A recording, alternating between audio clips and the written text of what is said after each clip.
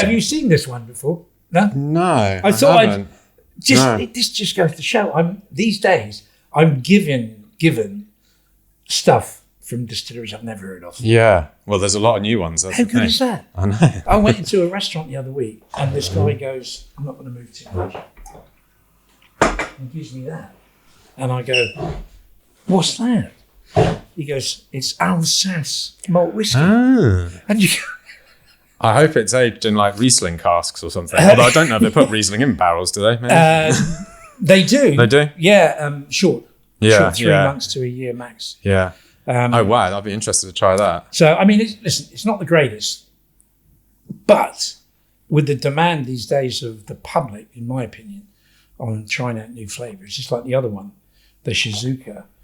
What's so good about Shazouka? Well, everybody's heard of Karazoa, or as they say, Karizoa, right? It closed down. Right? Yeah. This guy bought the stills. Oh, they're the old Karazoa stills. He bought the wash still. No way. So he has about 6 different leases, but the ones that say K are from those stills. or as I call it, Special K. Special K. Yeah, finally, quickly, I watched a video the other day that came up on my timeline. Me, you and Dawn Davies. Oh, it came up on mine as well. So a photo of us at the whiskey show from, was it 10 years ago? Yeah. Couldn't believe it. You know, we're going subtle top notes and pretty base Yeah, notes. that one, I remember. Yeah, we were in that booth thing, weren't we? Yeah. I cracked up. I thought, I can't believe that. I mean, that's what I mean. I got so many memories. I'm on chapter 3 of writing a book. Are you doing a book?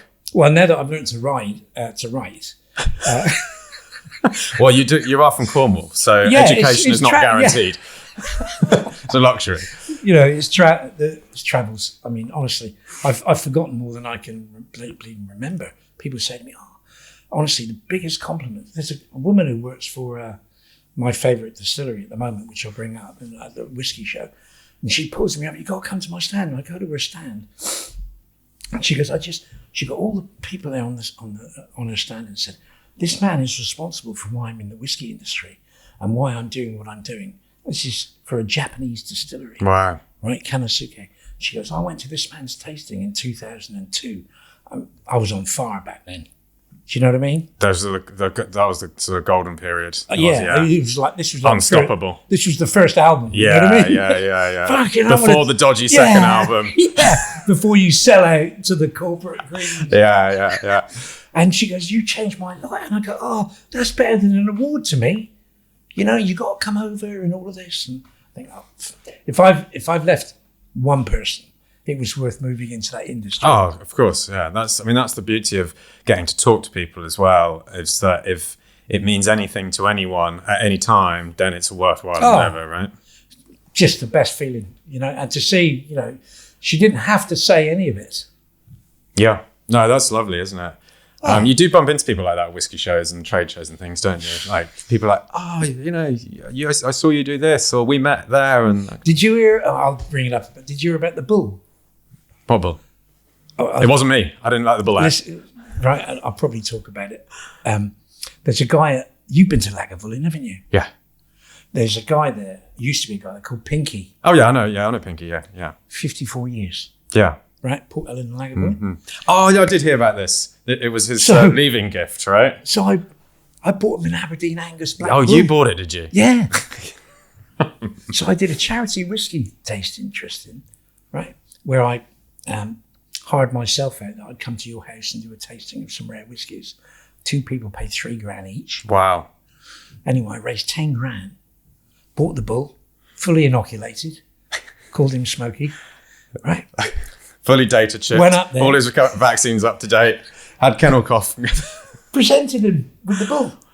Did he want a bull? Was that? Yeah. I did my own work. Oh, right, I spoke to his I go, "What can I get him? You know, bottle of whiskey?" No, not really. No, not really. No.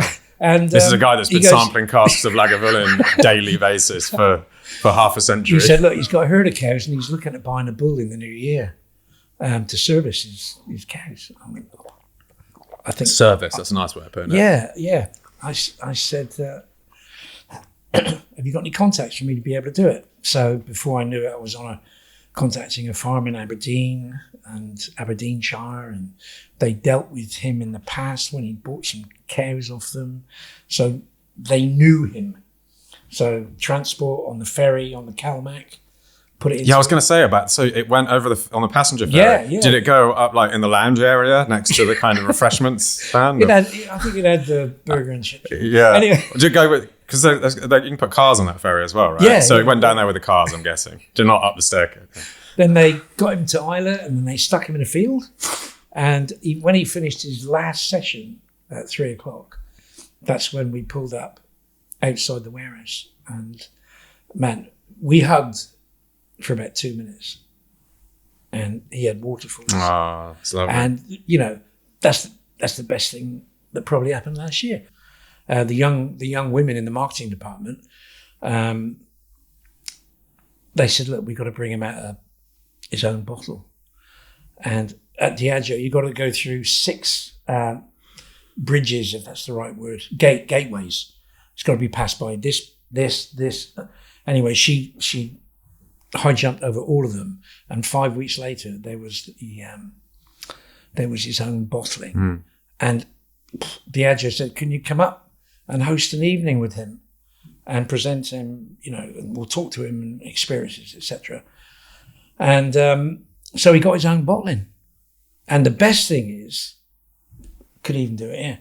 The best thing is, I spent 6,700 on the Bull, and I got $4,000 left over. So I said to him and his wife and his daughter, come down to London, I'll put you up in a boutique hotel for 3 days and 3 nights, and I'll take you out and show you London. All you got to do for me is one of the evenings, we do an evening at a venue and call it an evening with Pinky. And he goes, great. Next year. Oh, you've not done it yet? His wife's not too well at the moment. So I said, listen, whenever you're ready, bring your kids down, family. I've got, and I think it's probably one of the few things I've learned as I move into my better years is giving is fantastic. Just to see the look on their faces. The fact that after 54 years, he was going to walk out that warehouse and go home, and that was it. Yeah, and I always feel like when you go to Scotland and meet the people that are making the whiskey there's a pretty big bridge or divide between what they're up to and then the world of selling whiskey and in the cities and internationally. They're sort of they obviously see the bottles, they see the prices going up. They see the sort of distillery refurbishments and visitors centres being built. Yeah. But it's unusual to, beyond the sort of, real rock stars of Scotch whiskey, for them to be getting out and travelling and getting around and seeing people. They don't. The sommelier course I'm doing, I've given them 25 whiskies from around the world, and they got to present to me how to sell a whiskey in 30 seconds. And then with the same whiskey, how to talk about it in 3 minutes. So that if it's early in the evening and you're in a restaurant or bar, here it is, right? AST, area style taste, really quick. But if it's a little bit late at night and you've got a barfly there and he wants to know a bit about the whiskey, you can tell him. So that's what they've got to show me, because there's no good saying, whiskey sommelier, unless you can do it. Yeah, it's like, describe this whiskey in a tweet. Now describe it in an elevator pitch. That's it. And now the elevator is very long, or it's a sort of 5-minute seminar on this whiskey. Yeah, that's exactly it. Yeah. That's exactly it. Because holding a conversation based on what the distillery marketing team has told you, often the words, you're not even comfortable using some of the words. Yeah, right? Fluffy language, which says nothing, and also so. Fungible, like you could just shift that to a different distillery and it would still be applicable, or another distillery or another distillery. It's like copy paste, and the words sound pretty and attractive, but they don't actually do anything to describe what's unique about that distillery. And the majority of people, whether we like it or not, it was worse 20 years ago, 30 years ago, is that often, and even to this day, I might say at a tasting, so after a few minutes of talking, I'll go, so what did you think of that? And they'll go, yeah, it was good. Because they're not, and that's not an insult to them, but they haven't learnt the whiskey language yet. So who are the purveyors of educating people in that? We had it 10 years ago, 15 years ago with a flavour map. We could dissect it into four quarters. Really simple. That's like learning Mama, Dada. Right, where can you go from that? Yeah. That's how I see it. Yeah. You know, yeah, so sure. how would you describe, would you say that whiskey, Talisker, is delicate? No. Rich? Smoky? Yeah. There you go. You've learnt your first. Now say to me, Talisker from the Isle of Skye has a smoky flavour. And they go, Talisker. And I go, there's your first ever tasting note. Yeah. Right? Yeah. That scenario. And then I'd say, right, okay, I'm going to give you 5 whiskies from your selection. Do a tasting note. I'm going to read them out. So it's learning that new language. And I think this is where we've definitely gone wrong, in the fact that now, when I look at, no disrespect, when I look at BAs, not all of them, but a fair few of them, their social media posts are about them. And I get that. Yeah. They've become what I call whiskey narcissists. It's, you know, best example, and full credit to it, Mark Thompson. Mark really, it was Mark, and behind him was Glenfiddich. Yeah. You know, and fantastic. And he did all those climbs and treks and all of that, and he really put himself out there, and he built his reputation. And that's what... Yeah, the role of the ambassador sort of shifted, didn't it? It used to be, I mean, I guess it's always been someone who kind of embodies the brand, but it feels like with the advent of social media and Instagram that personality needs to be ramped up even more, and it needs to, you know how in marketing brands will often kind of design a target person. They'll often give them a name, right? Yeah, it's yeah. like, you know, we've got Glenfiddich, and our target person is called Callum, for example, and then they'll describe what Callum is like. Yeah, They'll he goes out 3 days a week. Exactly, all of the detail, and it's almost like the ambassador has to become Callum. You know, they have to represent who this person is, who the brand is. We get sold that at Diageo. You know, it was like, this is the kind of person that you should aim at. You know, and it's just changed completely, so that now some of the new BAs, they are very formulated, and they're reading from a script, and they're not coming. You know, I've seen, 500 BA presentations. I remember 10, and that is what in my world as a BA. That's what you got to leave that impression that they'll go, wow, I understand the brand because of the way he or she will then put it over.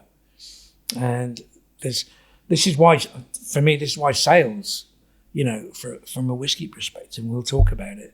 I mean, think of it like, this is how I read it, right? And I'll talk about it. 18% down, like you've said, etc.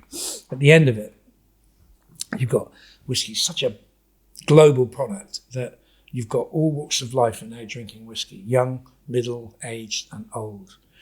Right, so young people are getting into it primarily through mixers. The highball has had a big effect with it, and they're happy to buy blends to a certain degree. The middle, or what I call the squeeze middle, people say, like me, spending £100 on a bottle, it better be something special. And I don't want to hear that it was put together by a Greek god in fucking... It's not going to work. So if I've got a budget, and the middle class, the working people who are going out paying 15 quid here, congestion charge there, this here, that there, season ticket gone up, and that whiskey's £150, yeah. Not going to buy it. Yeah. Not going to buy it. Do you see what I mean? Yeah. And then you got the high end, right? Well, the high end, the prices have gone so mental. Yeah. I mean, the high end is very high now, right? I mean, it's unachievable for most people. It doesn't even make sense. And I say to people, my theory is the so-called best whiskies of the world are not drunk by whiskey people. Well, or drunk by anyone. Sometimes it's now become an antique. Yeah, it's just a collector's item. You know, and I nearly got suckered into it last year, 18 months ago, when I was in Harvey Nicks doing a special releases thing. And there's a Yamazaki 55-year-old. And it's 120,000. And I say to myself, with my minute capitalist head on, I know enough people in Cornwall in London, I can persuade them to put 10 grand each and we can raise 120 grand because I think this will make a lot of money. It's not about the taste. This will make a lot of money. Just an investment, yeah. So I contacted 6 people in Cornwall and a few up here. I wasn't one of them, obviously. And I don't have 10 grand for 1/16 of a bottle of Yamazaki 55, so don't so worry. I go into Army Nicks the next day and said, it's not often I say this, but I'd like to buy that bottle now. Really? And they said, well, you're in the queue. Oh, really? Because there's 6 people. We've had 5 emails this morning from people who'd like to buy it, and you in person, right? So what we're going to do at the end of the day, we're going to draw a name from the hat. I went, of course, I didn't get it. Right? But that's fine. I'm surprised that so I guess there aren't many bottles of it though, right? How many are we talking of? Like 100. Yeah. Global. And like not many in the UK. No. Yeah. Maybe like you can count on one hand. Kind right. Of thing. Yeah. And next minute, that bottle, I think it's that bottle, has gone into auction. And it goes for 240. And now if you want to see it, you can go into Hedonism. Yeah. And it's 420. Whoa. And when was that first released? 18 months ago. Wow, that's some return on investment, isn't it? Yeah, but that's not to say it will be now because the market's the market has dropped, isn't it? Yeah. Right?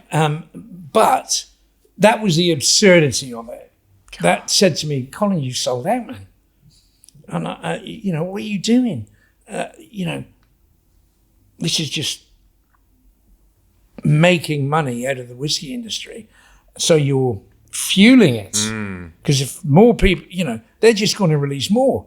And of course they are. There's stuff still coming out. And they'll put the price up because they see the resale value. How do you feel like you might be part of the problem then if you're buying and reselling and then that kind of fuels increased RRPs for these products in the future? Yes, I'm partly to blame for the whiskey boom. And the bust. I mean, over the years, since 2000 when I started with Suntory, with Bowmore, and I tasted Terroir for the first time, and Hibiki and etc.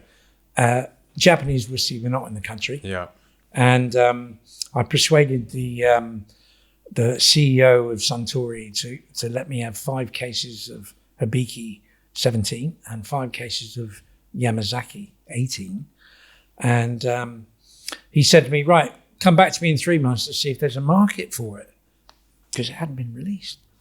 And some people said to me at the time, "Colin, what have you done? You sold your soul to the Japanese." And I went, "Yeah, but the Japanese whiskies, taste-wise, they're the missing link between bourbon and Scotch. It's got its own kind of flavour, particularly the Japanese wood, the Mizunara. It's got like a incense note, which you don't get. You get cream and coconut and vanilla from bourbon, and you get liquid fruitcake from sherry, apart from, say, the Fino, which is more aromatic. Go to Japan and you taste some of these amazing whiskies, particularly Hibiki, which is probably the first one that I tried. I couldn't believe the complexity and all these subtle nuances coming through, and I thought there's a market for it. And I spent 2 weeks just going around London, giving bottles of Yamazaki and Hibiki to bartenders and asking them, would you stop this if it was listed with a wholesaler? And what year was this? 2001. So how much was a bottle of, say, Yamazaki 12? £65. 65. Yamazaki 18. For 18. Yeah. How much is a bottle of Yamazaki 18 now? 600. 10x And increase in price. You talk about the whiskey boom, right? In those days, I was given 48 Yamazaki 18 miniatures to give as gifts. They'd be worth right. More than a bottle of Yamazaki 18 right? was back and I then, thought full size. There'll be a few politicians who want this one, you know what I mean? And I gave some out, but I still had about 20 of them. And every time I went to the cinema in Curzon Street in Soho with the person I was with, I'd take along 2 Yamazaki 18-year-old miniatures, and we drank all of them. And they're going for a lot of money these days. Yeah. So, but it just shows. I actually fully believe now, because I was guilty of collecting what I thought would be good to not just drink but invest in. Nowadays, I'm more into creating moments for consumers and myself and my friends where we taste rare whiskies and just to see their faces. You know, I couldn't find it this morning, but I've got, do you remember we were at the Sexy Fish? For everyone, we did a tasting at Sexy Fish and tasted, 300 plus whiskies. But one of the ones that stood out for me personally was this 13-year-old Terroir.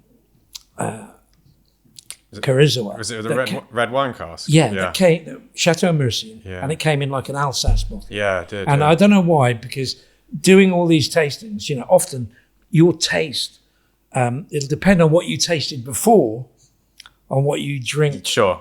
Right? You contextualize based on the previous one. So you have say you have something like a big Lafroig and then go to a delicate Rosebank. That's why you got to taste things in the right order. It's difficult, you know. But that particular 13-year-old Chateau Mercian red wine cask, I thought was exceptional. And I was trying to find it this morning without luck because I was going to bring it along for us to relive that moment to see if it still had it. Wow. Because it's open. But I'm you don't want to go home and just... But I'm sharing it with people without saying, oh, I'm the milkman of human kindness. No, it's just that you live once. These whiskies are special. They're stuck in a time, almost like a time lock. And if you're going to open them, make it into an event. Make it special, you know? And just coming into somewhere like Black Rock and seeing some of the whiskies you have on your shelves, you know, your own, you've got Glenfarclas, you've got your own Chichibu, etc. Yeah. These are all special whiskies that were done just for, in your case, for you, for the bar. So they are exceptional. So these days, I think, as I said, the younger generation are drinking whiskey, but not necessarily 100, 150 pounds whiskey because financially they can't afford it. The middle people are not prepared to pay large amounts for older expressions. And at the top end, the market has become so warped that whiskey drinkers don't buy them anymore. It's people who see them almost as antiques. So from my perspective, where the whiskey, I think you mentioned that the Scotch Whisky Association brought out that they're 18% down in sales. And yeah, from 24 compared to 23, apparently export value is 18% down. Yeah. Which is phenomenal. Now, you know, it's a really good question because there's never ever one reason. There's often multiple reasons. And for me, I think in the last 20 years, by my own experience, number one is that people have discovered taste and they are experimenting more, which doesn't mean they're just experimenting with whiskey.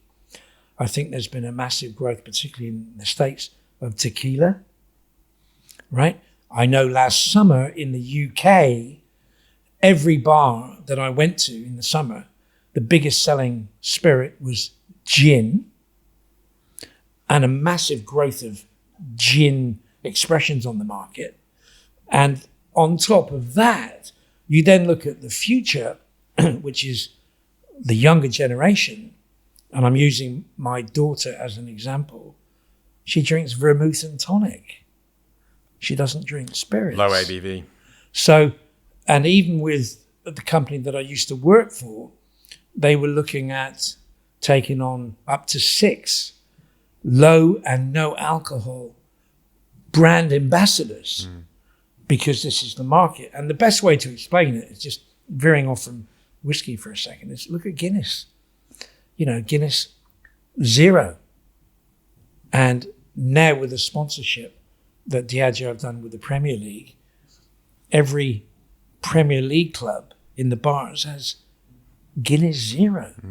And the more people that I socialize with from all walks of life, they're not necessarily drinking spirits.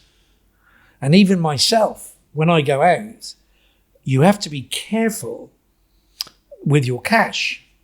You know, there is a slight recession going on how much you can spend. And so if I can come, and I'm not saying that because I'm here in Black Rock, here you can get good service, good understanding of the flavors, and the prices are quite sensible. And that's a massive thing. I could take you into a bar in London right now where if you want a glass of Brora distillery, which is just reopened in the Northeast Highlands, they have a 1972 expression, and it's £10,000 a shot. So I don't tend to buy that. No, don't tend to, but But the last time I was in that venue, they sold 3 shots, wow, which pays for that bottle. Yeah. So that's the madness of it all. The occasion thing's interesting. Like you're saying, you're talking about sharing these valuable whiskies with people at the right moment. I think that's, in a way, like what you pay for for these products, because they can be shared, and the sort of generosity and the moment that you have with someone. I was talking to Alice Lascelles about how expensive martinis are in some bars around London now.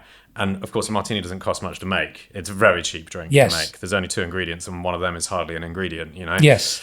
And yet people are happy to spend 25, 30, 40 pounds, including the service, to drink a martini. Yes. No one's doing it on their own, though. Yes. And this is the thing I think about whiskey too, and about a lot of alcohol and mixed drinks. It's about sharing those moments, and really the product is kind of enables you to get to that moment, Yeah, I mean, I remember some gentleman said a few years ago that there's something like 60,000 variations of a martini. Yeah, there's more than that, I think. Yeah, right? It's crazy. Yeah. I think it was you. Yeah, it might have right? been. But yeah, I still remember it to this day because it's such a big, bold, brash statement. Yeah. Right? So you bringing that up, part of my life these days is creating those moments for consumers who have liquids sitting on their shelves or in their cupboards, and it's doing nothing. They don't really know what to do with it because they don't know how to bring that liquid alive. And I kind of look at the history of the brand. I try to speak to people who work at that distillery, and then create a moment for those guests. And in simplistic terms, we have sight, sound, smell, touch, and taste. That's the 5 elements that come together in life for most people. And if you are able to bring those 5 into a moment, it becomes special. And a really good example, I was thinking about it years ago, when there used to be a bar that I frequented called the Worship Street Whistling Shop. And for about a month. One of my old bars for the Worship Street Whistling Shop, where I used to play rhythm and blues, whiskey-infused rhythm and blues with my band, the Lagavulins, which I'm in the studio this week. Are you really? We have a new single coming out called Whiskey is a Conversation. Oh, well, there you go. There you go.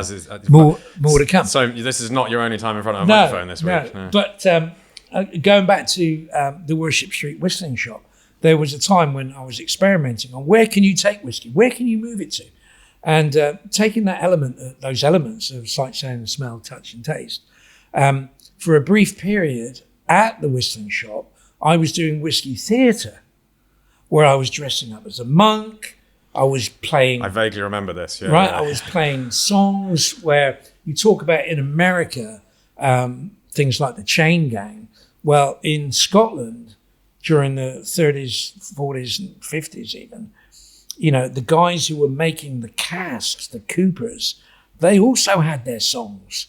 And I was able to bring the sound of those working men's, because it was mainly men at that time, singing their songs as they were putting the barrels together.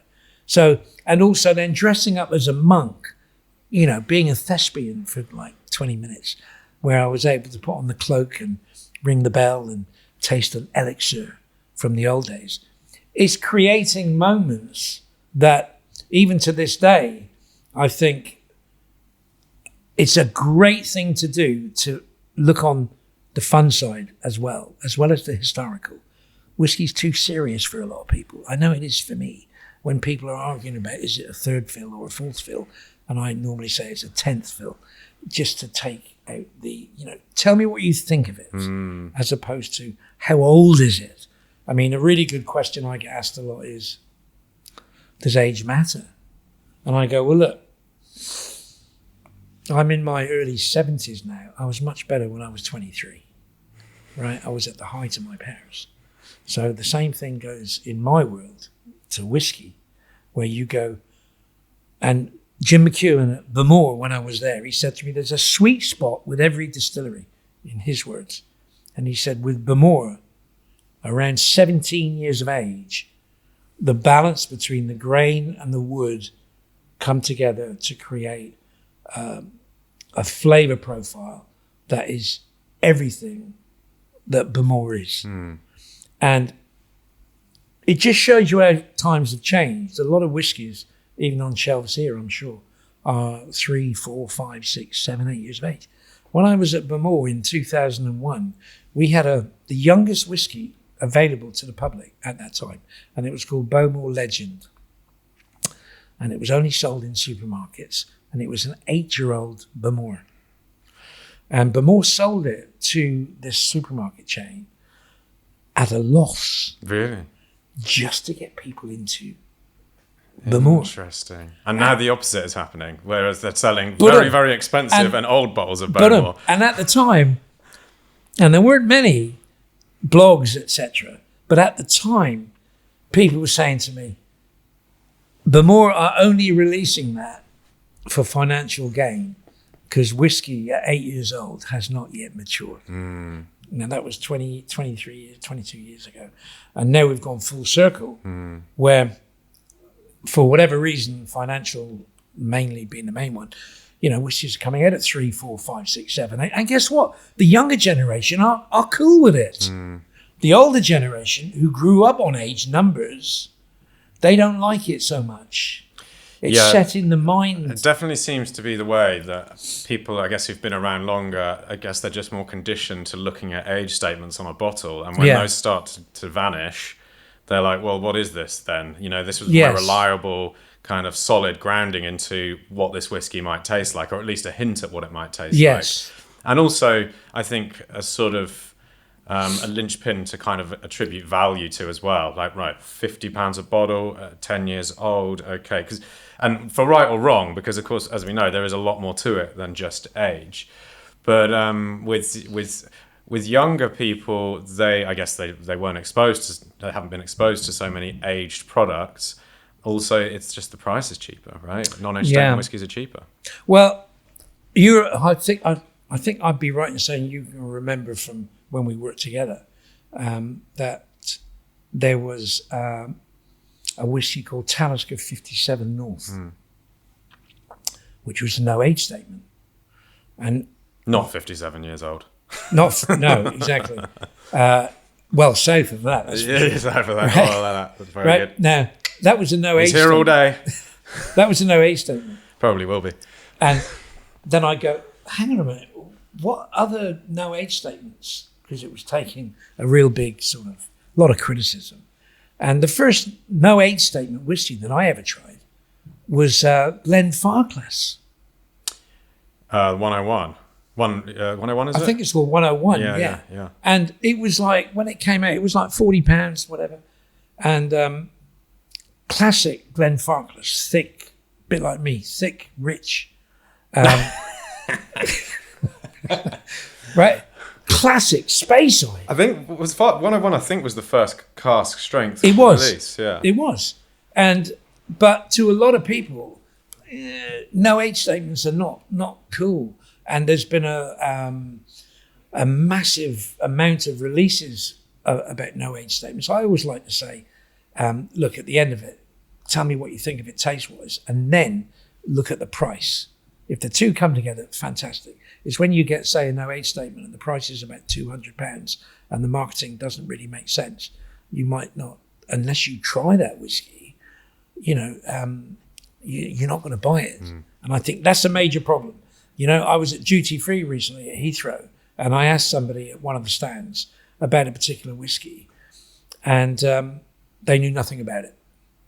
Now, from a perspective that if I worked for a company that had a brand in a retail unit where the footfall was as busier than Oxford Street, 1 million people a day. I am going to let you know, young man, and the words I'm going to give you are going to be as good as, if not better than, our competitors. And so that you can speak with, being totally assured that what you're saying is not marketing, it's real. And that's missing now. That's missing, I think with no age statement, there is the problem with it is there's a lot of opportunity for abuse. Like, you can kind of bottle anything at any age. You don't need an age statement. Give it fancy packaging. Give it an attractive name that's evocative, and boom, you've got yourself a whiskey on the shelf, and maybe add some colouring to it as well to make it look a bit older. There's still plenty of great non-age statement whiskies out there, and it does actually give distillers a bit more freedom to play around with the stocks they've got. If you've got some great 15-year-old whiskey, but also some fantastic, like, zippy, young 6-year-old whiskey, that's going to freshen that up a little bit, maybe bring in some more brighter fruity notes, to sort of dumb down a little bit of that darker tobacco-y stuff that's kind of, and woody kind of thing that's starting to come in from those older whiskies. And thus, lo and behold, you've blended yourself something that's balanced and interesting and kind of has the full spectrum of flavour, which an age statement could restrict you from doing if you don't have casks that have that lighter kind of style to them. Yeah, I mean, if I had to put it into one phrase, and I'm speaking to people, and just sitting here looking at the selection that you have in your bar, it's almost, I call it like it's an Indiana Jones thing. It's like everyone is in search of a new flavour.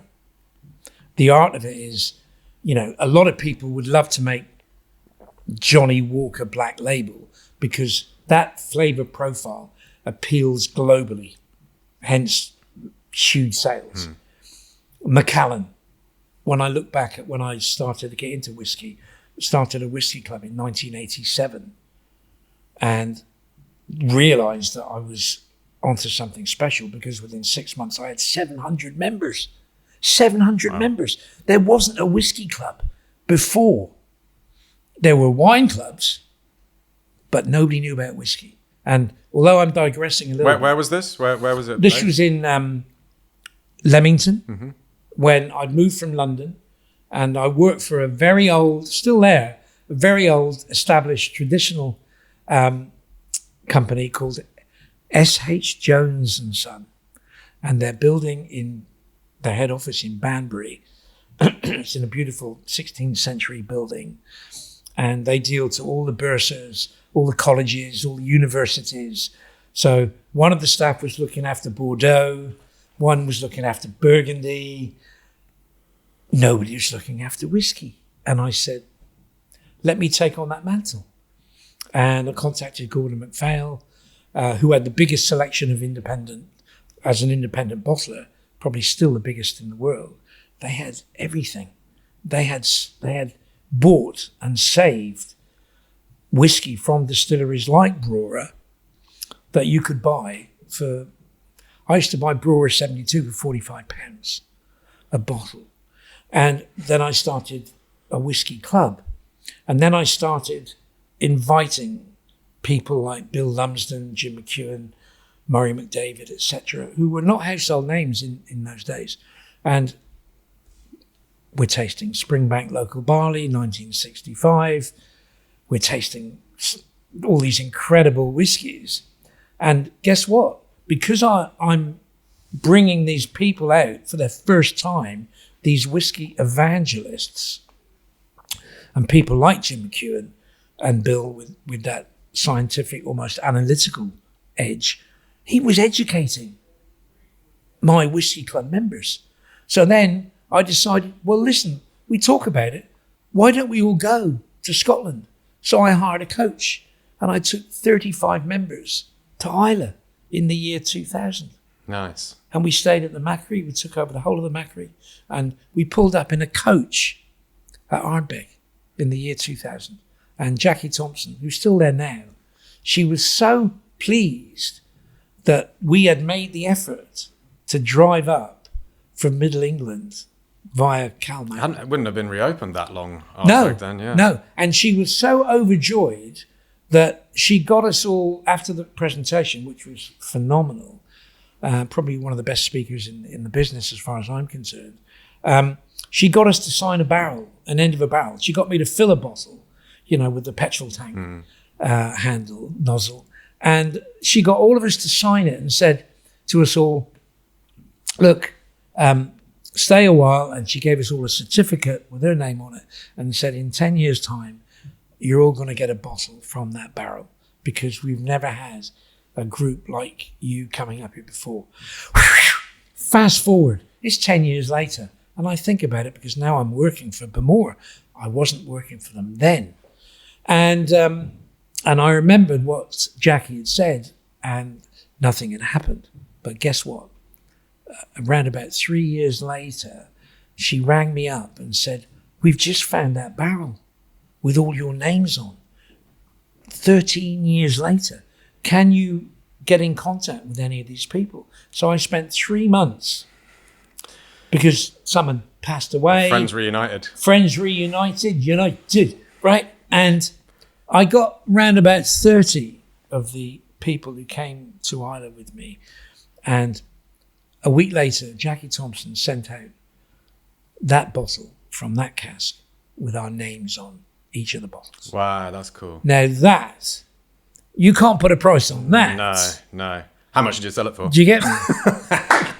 I actually drunk mine, but one or two did sell it, because there's always going to be one or two. Yeah, of course. There always will. But that kind of moment is what I'm saying earlier on, is what makes this industry so fascinating, that she left something in my mindset that overtook almost the flavour, because it brought back a memory.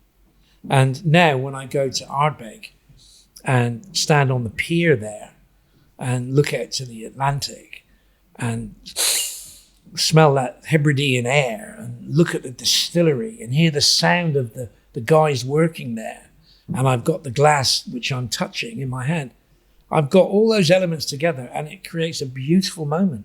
And that's when I kind of engage with the people that I take up there. Yeah, nice. Speaking of barrels of Ardbeg, I believe they recently broke the record, £19 million for one cask. Yeah. Do you know the story? No, go on. This gentleman has bought this barrel. I'm not sure what the cost finally is, but effectively what he's done is he's bought a barrel. I think it's a 1970, quote me if I'm wrong, I think it's a 1974 or a 1975 cask. But what he's done, I think the cask has something like around about 300 bottles. But he's only drawing X amount a year for 6 years. So at the moment, it's a 44-year-old. Right, yeah. Next year, it'll be a 45, with eventually the last 50 will be a 50-year-old. Right, got you. Okay, so he's doing a sort of 20% of it each year. Yes, and that's why the cost, because he will end up with effectively the only Ardbeg 50-year-old. Got you. Okay, that's interesting. That's an important part of the story, I think, because massive. Yeah, because initially I was like, well, that's a lot of money for a barrel of whiskey.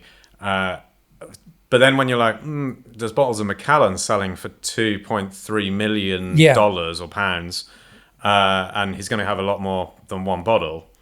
But because in a way, when I heard about the price of the cost, I was like, actually, this is interesting, because he's buying whiskey. That's all he's buying. You know, he's not buying a crystal bottle or a decanter or a Phillippe Starck designed Mortlach brain thing, which maybe we talk about in a minute, actually, if you want to. We probably don't want to. But he's buying whiskey. And I was like, that's presumably to drink. But is he bottling it for his own collection, or is he going to sell the bottles? Do you know what the story is there? At the moment, none have been released.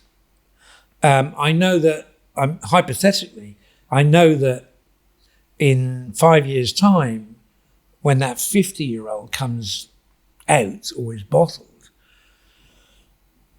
you could, or he could, host a phenomenal tasting and charge a phenomenal amount of money, So I think or sell them as sets. Sell them as sets. I mean, that's millions, right? Probably. Right. Yeah. I mean, the thing is with the whiskey trade, there's almost too many reasons to make money. And if you're honest about it, you've got a very good chance. A great example, digressing for a second, is Hanyu with their card series. You know, 53, I think 56 barrels left over at Hanyu. The warehouse man buys it. His son, who now owns Chichibu, said, look, his father said, what can we do with this? There's 52 cards in a pack. There's 2 jokers. Before you know it, release one in this country and one in that country, created demand. I remember seeing it in the Whisky Exchange in London Bridge for £99. And now the set goes for 1.5 million. Yes. The whole set. Yeah. And if you're smart enough about it, and the Japanese are very good at it, the last one that came out was the 2 jokers. One was in colour and one was in monochrome, right? I've got a story about that. Right. It's a funny story, and I'll forget otherwise. Okay. So, like you said, the last 2 was a colour joker and a monochrome. Yes. Right? I was in Japan when these were released. Yes. And they were very hard to get hold of. Yes. But I was visiting Chichibu. And you get the train out of Tokyo, and of course, and it goes. There's a Chichibu station, and then you get a taxi ride over to the distillery. It's not too far away. So we get off. I'm with a couple of Japanese friends. We get off the train, and the station shop there has a small selection of whiskey, including the colour and the monochrome joker, more than 1 bottle of each, sort of on display. And I can't remember how much they were for sale for, but it was not a crazy price. It was like £300, yes. let's say, something like that. And I was like, wow, this is amazing. Like, we need to buy some. But we were late for the distillery visit. So, okay, don't worry, we'll go to the distillery, we'll taste loads of great whiskey. This is going to be a great day anyway, visiting Chichibu. Pick up some bottles on the way back through. The distillery tour gets a bit out of hand. We end up in the tasting room there, which is phenomenal. They've just got open bottles of everything. 200 bottles of Chichibu. So you're tasting this stuff. We eventually leave. We get back to the station. Shop's closed. And I'm flying out of Tokyo the next day. Gosh. I mean, in retrospect, I should have just cancelled my flight. Wow. Well, with that in mind, and this is the predicament of being in the whiskey industry. 10 years ago, I was in Paris after hosting a tasting, and I went to La Maison de Whisky, the House of Whiskey. And there was a monochrome Hanyu. And I'd never seen it before. And I bought it. And it was not cheap. And it was the most I'd ever paid for a bottle. And I remember afterwards, it's kind of ironic when you pay out kind of like 10,000 euros and they give you the bottle in a carrier bag. And I came out with my carrier bag and went to a bar called Golden Promise there and sat down and so I said to myself, what have I done? Have I done the right thing? You're in too deep now. You're in deep now, Colin. Now you have to decide what you're going to do. Are you going to drink it, create one of those moments that you like doing, or are you going to save it and hopefully sell it at a profit? So I still haven't made my mind up. I still have the bottle at home.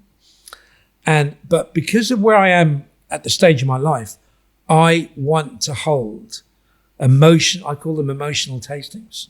I have to find the right moment to open that bottle with the right people. And it could even mean when Ichiro Akuto comes over and I go, can we do an event? Maybe, can we come down to Black Rock and invite 20 people? And I paid that money back then, so it doesn't matter. But create a moment that cannot be repeated, that is worth more than if I'd sold it. It's a date. Right, you heard it here first. Let's do this. You just need to get Ichiro over. That's the plan. Yeah, if possible. Well, that's great. I mean, what a great position to be in to have collected these bottles. And you've held on to them. You could just flip them all, I guess. And, quite easily. Pocket the cash. Quite easily. Although it would be a bad time to do that now, I think, with the way that... Well, you're right. But having said that... there's still a lot of value there, yeah, right? I mean, my favourite one, if I may add, is Port Ellen on Islay, closed in 1983. And as the story goes, on the last day or the last week, Andrew Symington, an independent bottler, purchased 5 barrels at Port Ellen. It was closing, it was gone, and he took the opportunity to pick up 5. The company is Signatory. Yes. And he then, of those 5 barrels, the first one that got released was a Port Ellen, I think it was 10 years old, and it came in a gift pack with a half litre of Islay water. How cool is that? For diluting it down. For diluting it with Islay water, right? And it sold for like £25. Crazy, yeah? Right. This distillery that no one wanted, so we closed it down. Boom. We've got a little bit left over. Boom. 25 quid maybe? Boom. So often when I'm with people, they give me a whiskey and say, tell me what you think. Do you know what it is? And I always just give my honest opinion, whether I'm right or wrong. When I'm right, I'm made to look as if I'm a bit special. When I'm wrong, he knows nothing. That's the beauty of it. And when I used to go to see Sukhinder Singh at the Whisky Exchange at his offices, occasionally he would say, tell me what you think this is. He'd give me a glass and I'd taste it. On this particular occasion, he gave me this liquid, this whiskey, and he goes, what do you think it is? And I said, I think it's a young Kalila. And he goes, close. It's a 9-year-old Port Ellen. Now, nobody or very few people in the world have ever tasted young Port Ellen. The special releases in 2001, it was 29 years of age. And so this 9-year-old was from a taste perspective, it was very similar to Kalila. Then you think back to 1983 when a decision had to be made because there was too much whiskey. There was a whiskey lock, if you will. They said, look, Lagavulin, or as the Americans call it, Lagavulin, right? Lagavulin, Kalila, not to be confused with Kahlua, right? And Port Ellen. One of them had to go. Now, if Kalila could make whiskey like Port Ellen, and it had more stills and bigger, there's your answer. There's your answer right there. And the fact that Port Ellen had problems often with the water, which came from the mains that serviced the town or the village, Port Ellen went. So my idea is at the Islay Festival next year, now that Port Ellen is open to the public, is to take up this old 9-year-old Port Ellen and to drink it at midnight under the stars at Port Ellen with some like-minded people. See if I can get some new make from Port Ellen just to compare it. Yeah, that'd be cool. And do the tasting. And that's what I mean about emotional moments. I think that's where I'm at the moment, to create that special thing, whether it's in a venue like this or outdoors. That's the plan.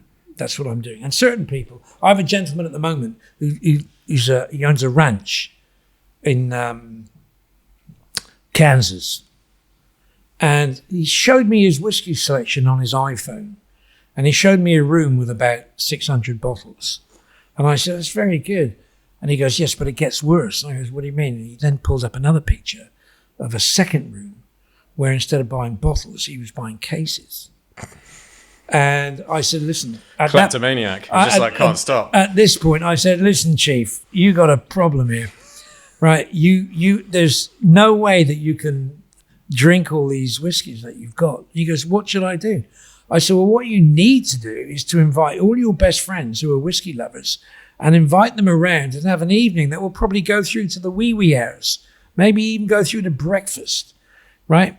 Where you can have a moment and drink some of those whiskies that have been sitting dormant on your shelves for decades. And he said to me, would you like to come over and host it? Would I like to come over and host it? Kansas City, here I come. And that, I will make that such an event for him and his friends. You're going to need a lot of friends to make a dent on those cases, though, aren't you? There's too much. Yeah. He has too much. He's going to need to host these regularly, like weekly. Yeah, I think so. Yeah. I think so. So you mentioned, we've talked about Port Ellen and Brora.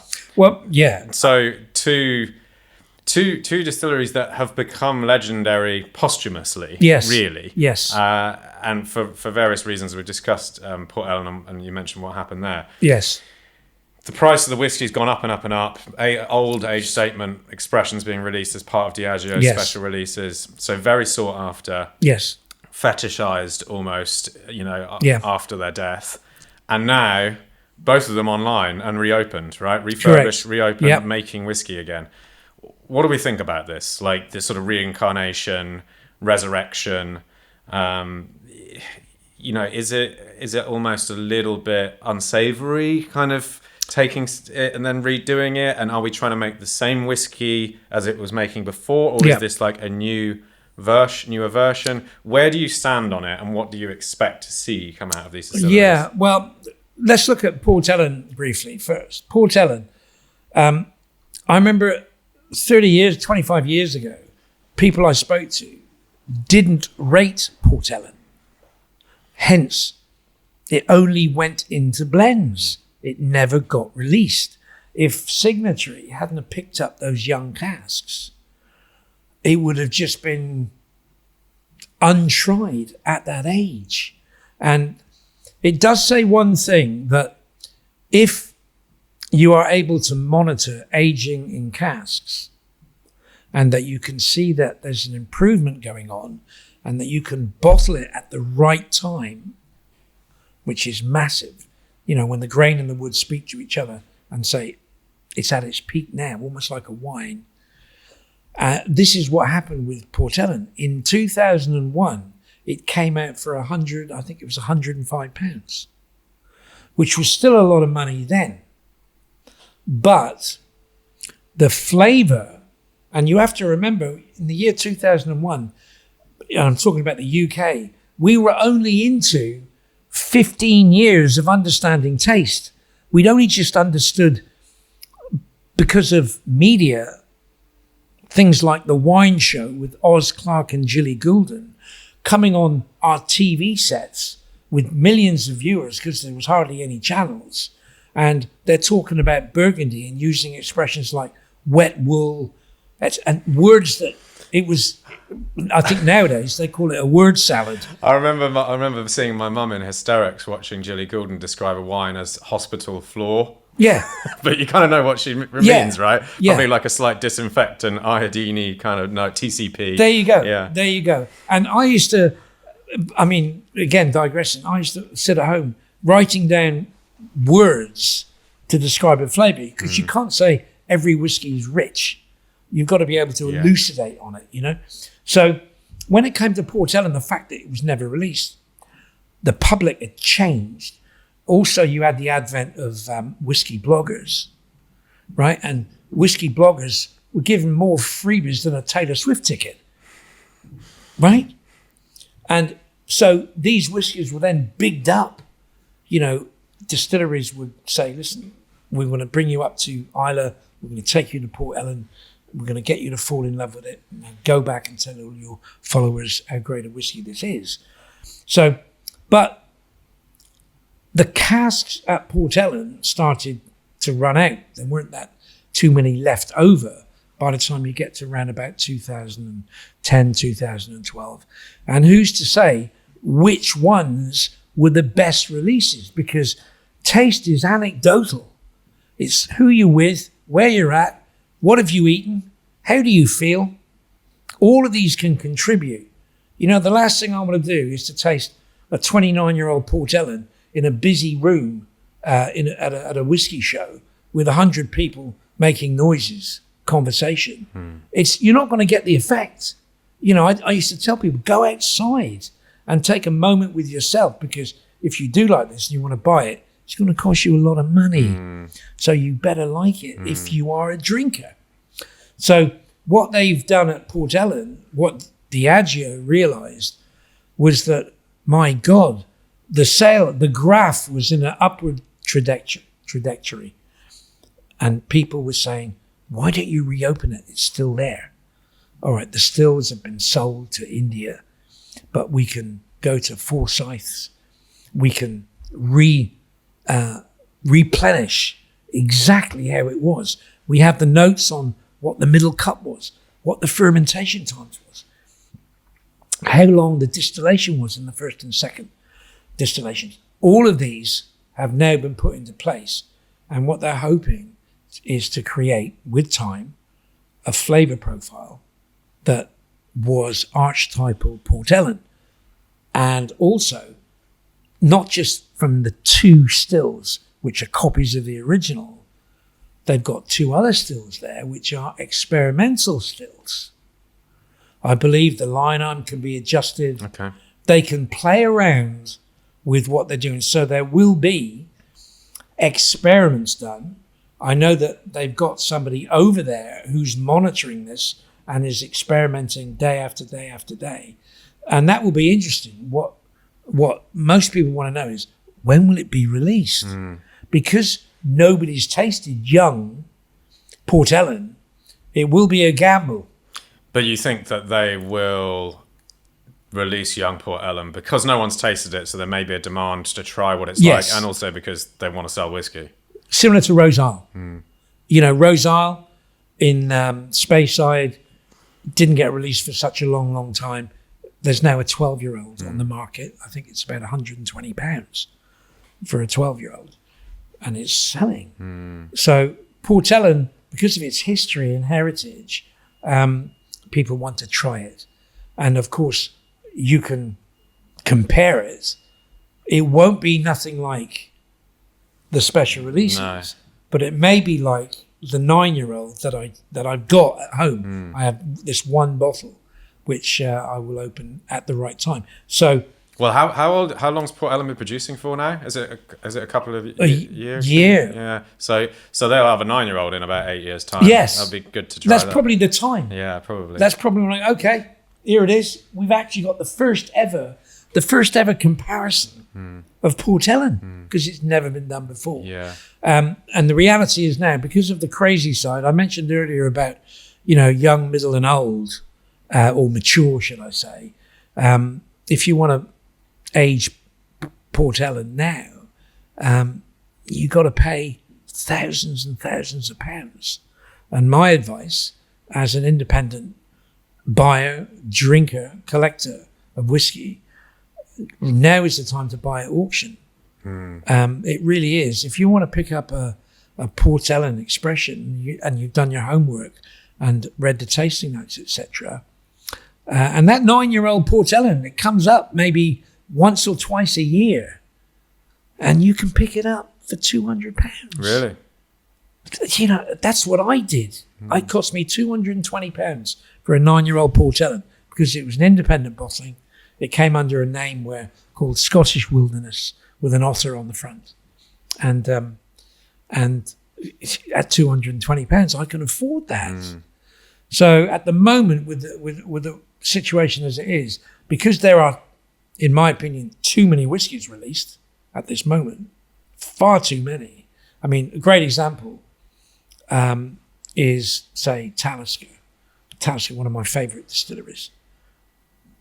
If I had to be pinned down, I'd say Talisker 10 as an all-rounder that you can pick up in a supermarket for £35, £40, £45 now.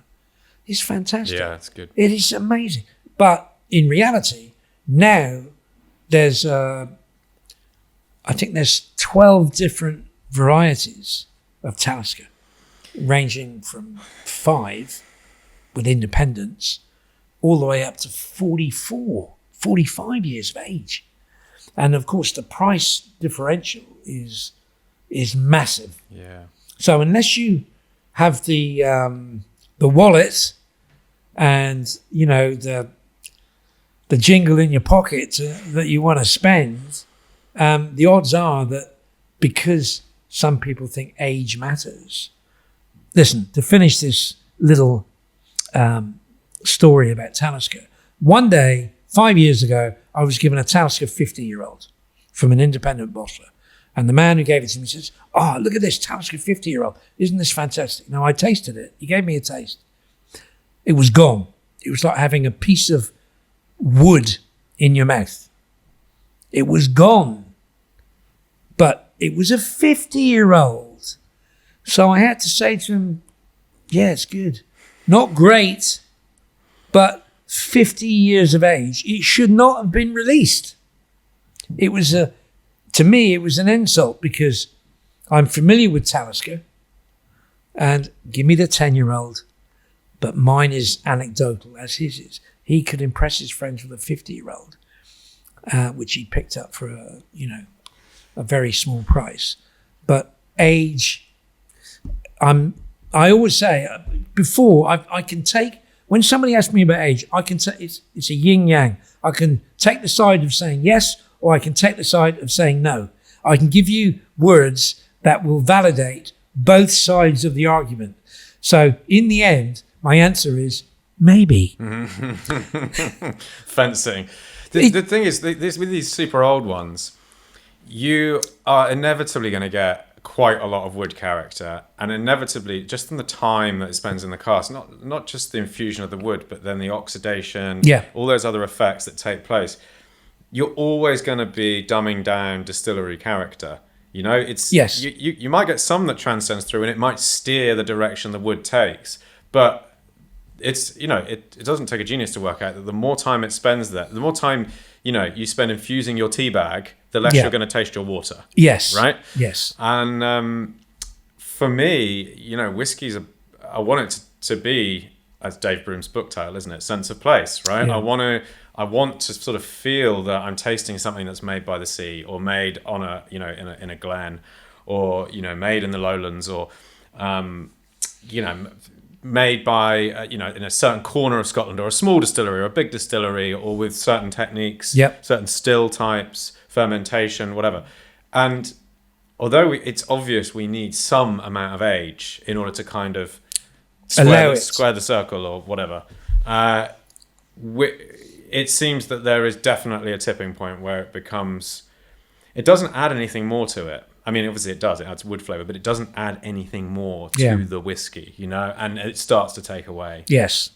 That is, to me, and a really good example is I was at a particular distillery on Islay, and it was an Ardbeg, 1975, aged in a Fino cask. And you got to remember... That's an interesting combination, Fino cask and smoke. And you got to remember that at the time, companies would contact bodegas and say, we want 50 sherry barrels sent over.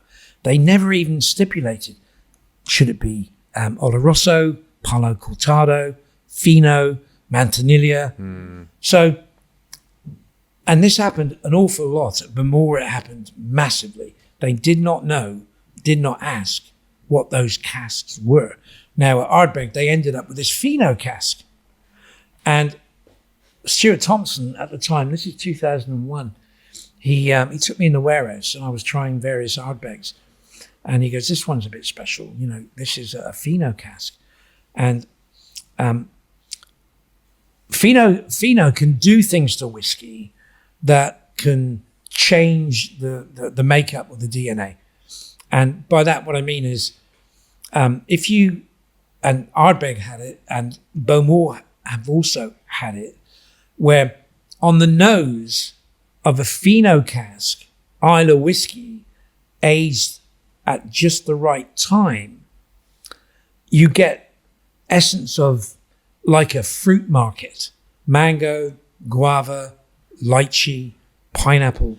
This is on the nose of a whiskey. So you effectively, you think you're drinking Alsace Gewürztraminer.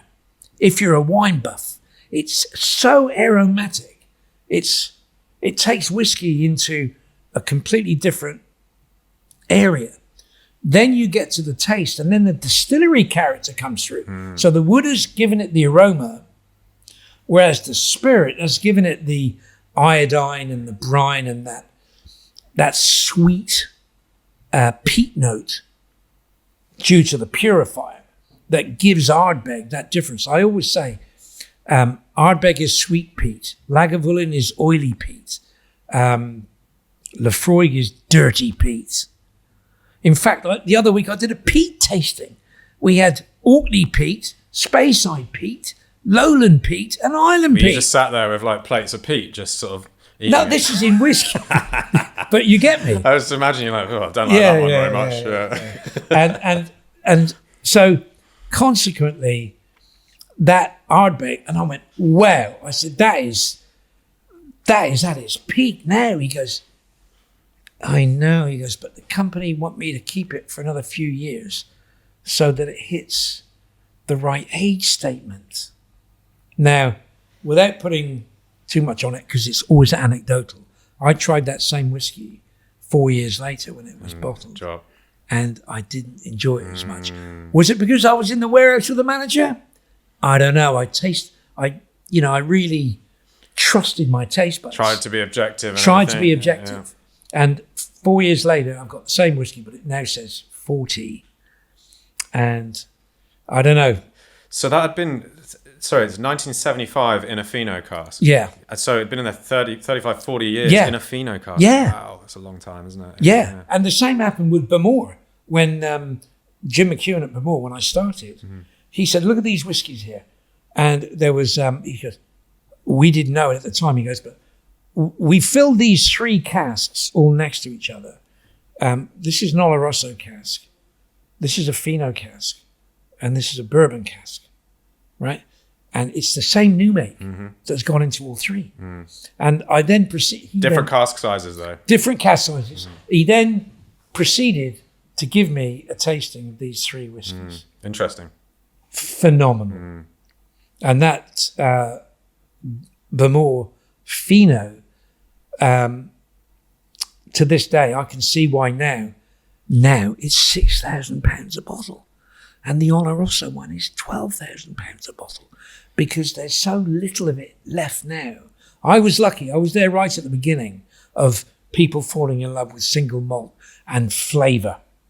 You know, people like Michael Jackson, the whiskey writer, to me, he was my god because he never drove. He lived in Hammersmith. I live in Hounslow.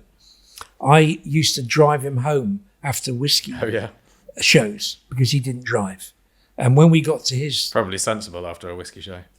So when we got to his place, he would say, do you want to come in for a coffee? And of course, being a Cornishman, I said, as long as it's just coffee, I'm all right.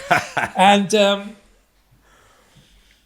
he took me into his garage and I thought, my God, this is like Pulp Fiction here. I need to be careful. Anyway, he's got about 2,000 whiskies in his garage. And his garage became Sipsmith, didn't it?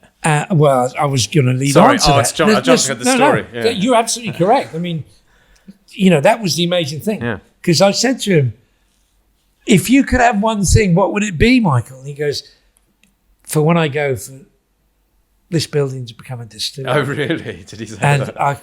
And I spoke to the master distiller, Jared Brown, about this, and he didn't know that when they he'd said that. Yeah, they didn't amazing. know that. Yeah, that it just didn't come out. I think they grew out of it quite quickly, didn't they, and had to move. But it did start there. Yeah, but it did start there, exactly. Yeah. But I digress. The point being is that if you can pick that moment with or whether it's a single barrel or you blend it together with different casks, it's all about being honest with the consumer. That's, for me, that's the biggest thing. Every time I stand up, virtually, particularly now that I'm an individual doing it, warts and all, I'm able to say what I feel and what I think, and occasionally in my last job, I used to fall out with some of the people above if I thought they were taking the wrong direction, there was a very quick classic one. I'm going back 15 years, 20 years, when we brought out a new Mortlach. And I was asked, could I train all the account managers who were at a big team meeting, train all these account managers, because they're going to go out and they're going to be promoting, trying to sell Mortlach. This is when it were the first three expressions after the Flora and Fauna one. Yeah. When they kind of had the rebrand, or Correct. had its own brand for the first time. Correct. Yeah. Correct. Yeah. Now, this is a perfect example of where I think things need to be thought through a little bit better. They brought a new version of Mortlach onto the market.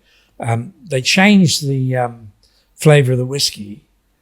They took the size down from 70 to 50. Yeah. The whiskey had no label, so on a shelf in a bar, you wouldn't be able to see it, and they upped the price. Yeah. And so... And the Flora and Fauna 16-year-old was a fantastic whiskey. Boom.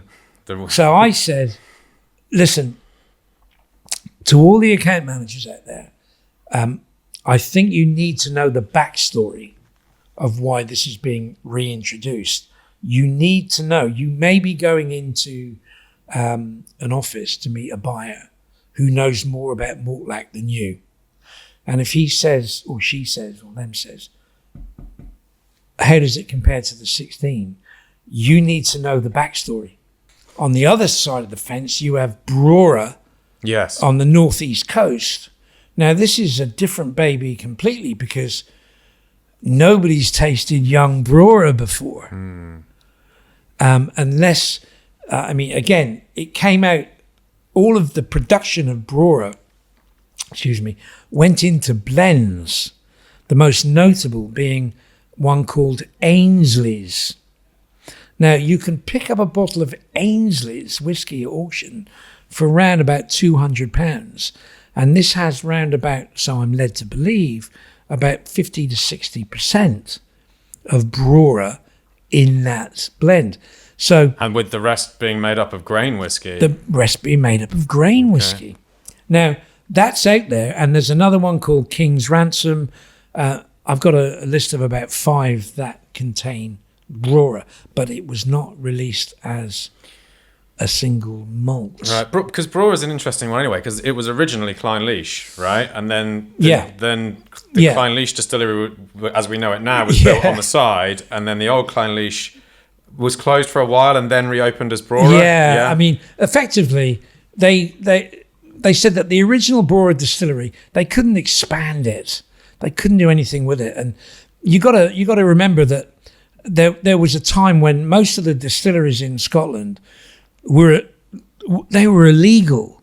I mean, if you look at Mortlach, for example, you can drive past and blink and miss Mortlach because it's in kind of like a valley. Yeah. And I remember in my earlier years with Diageo, a message went out to all the distilleries saying, look, there's a boom happening. We need to expand. Which distilleries at Diageo can we expand? And the answer was none, which is why Rosal came on board. Because all those distilleries, they're in areas, Lagavulin's a great example, you cannot extend it there. And when it came to Brora, all of a sudden, there was a demand for peated whiskey because on the Isle of Islay, Kalila, there was a shortage of water, which meant they couldn't produce. So they needed to make a smoky whiskey, new make, for blends. Initially, it was going to be at Royal Lochnagar. Was it? Of all places. Yeah, that doesn't seem to fit, does it? Right? And even now, Royal Lochnagar, the distillery manager, when I was there last, he said to me, the distillery really should be producing a different style of whiskey, but each distillery has what he called a recipe. Yeah. And here's the recipe. Middle cut, 4 shots, feints, time limit. If any of you are into reading, do you remember books? Books used to be really popular. If you like reading books, there's a book by a guy called Andrew Jefford on Islay. And if you flick through this, and it's a fantastic book, my second favourite whiskey book after Appreciating Whiskey by Phillippe Hills. When you read the book, there is a breakdown of each distillery. And guess what? Every distillery on Islay has different times, different distillation times. Lagavulin is the longest, which is about 11 and a half. Lefroy is about 8. And I could go on. So you can start off with the same ingredients. It's like cooking a meal. You cook a meal in an oven. You cook a meal in a barbecue. You've got the same ingredients. It's going to be different. You have to decide how different do you want your cooking vessel to be. Well, they're all the Islay distilleries are pretty much, bar a few sort of local bits of barley they're growing and doing differently. They're all kind of buying the same peated malt as well, right? It's all up to a point. They go to Port Ellen, and I think this is a malting at Port Ellen now. Yeah, that's correct. And I think that's going to change that with Port Ellen reopening. But Kilhoman has their own farm. Yeah, that's right. There's a couple of places which I admire, like Daff Mill, Lowland Whiskey. They use their own summer barley and winter barley. But overall, at Brora, they said, we'll make this smoky style whiskey to go into blends at Brora. So they used heavily peated malt that was going to be used at Caol, was transferred over to Brora, and boom, it was produced. Now, by this time, Caol is opening. I think it was around about 1971, 72. And they were going to call it, we'll keep Brora open and make small amounts. We'll call it Clynelish 1, and the new one will be called Clynelish 2, or Clynelish A and B. Romantic sounding, yeah. Isn't it? Why not just give them barcodes? So they said, no, you can't. It's SWA, Scotch Whisky, you can't do that. They said, well, look, we're in the town of Brora. The original Clynelish distillery, we will now call Brora. So guess what, folks? Over the years, I've been collecting 1960s Clynelish because it's Brora. And guess what? You can pick up cask strength signatory bottles, or I did, of Clynelish 65. I picked up for £200. Really? Do you get me? So this is where auction really comes into play. So guess what? Those brewers, when they hit the market, peat had become popular. The flavour, that is, right? That iodine, brine, seaweed, hospitals, etc. That big muscular peatiness. People were falling in love with it. And it manifested in Brora almost like a Mortlach style, where it was about the finish. I say some whiskies about the nose, some are about the palate, some are about the finish. Brora explodes on the palate like you wouldn't believe. So those 72s got released in a range from Diageo, or United Distillers as they were then called, something called the rare malts. Yes. Right, the rare malts, and the 72 is in there. You want to buy it now? It's £8,000. And that is where I find it difficult sometimes when I'm with the bright young things of tomorrow, the young whiskey geeks, is that they haven't had the opportunity to try these. So when they give me, say, a 5-year-old Ardbeg and say, wow, what do you think of this? In my head, I have to stop myself from saying it's not as good as the 74 or 75 or this and that, because they've not tasted it. Yeah, and you don't want to be the bearer of bad news, do and you? It's not right. It's not fair. It's very, very, very pretentious.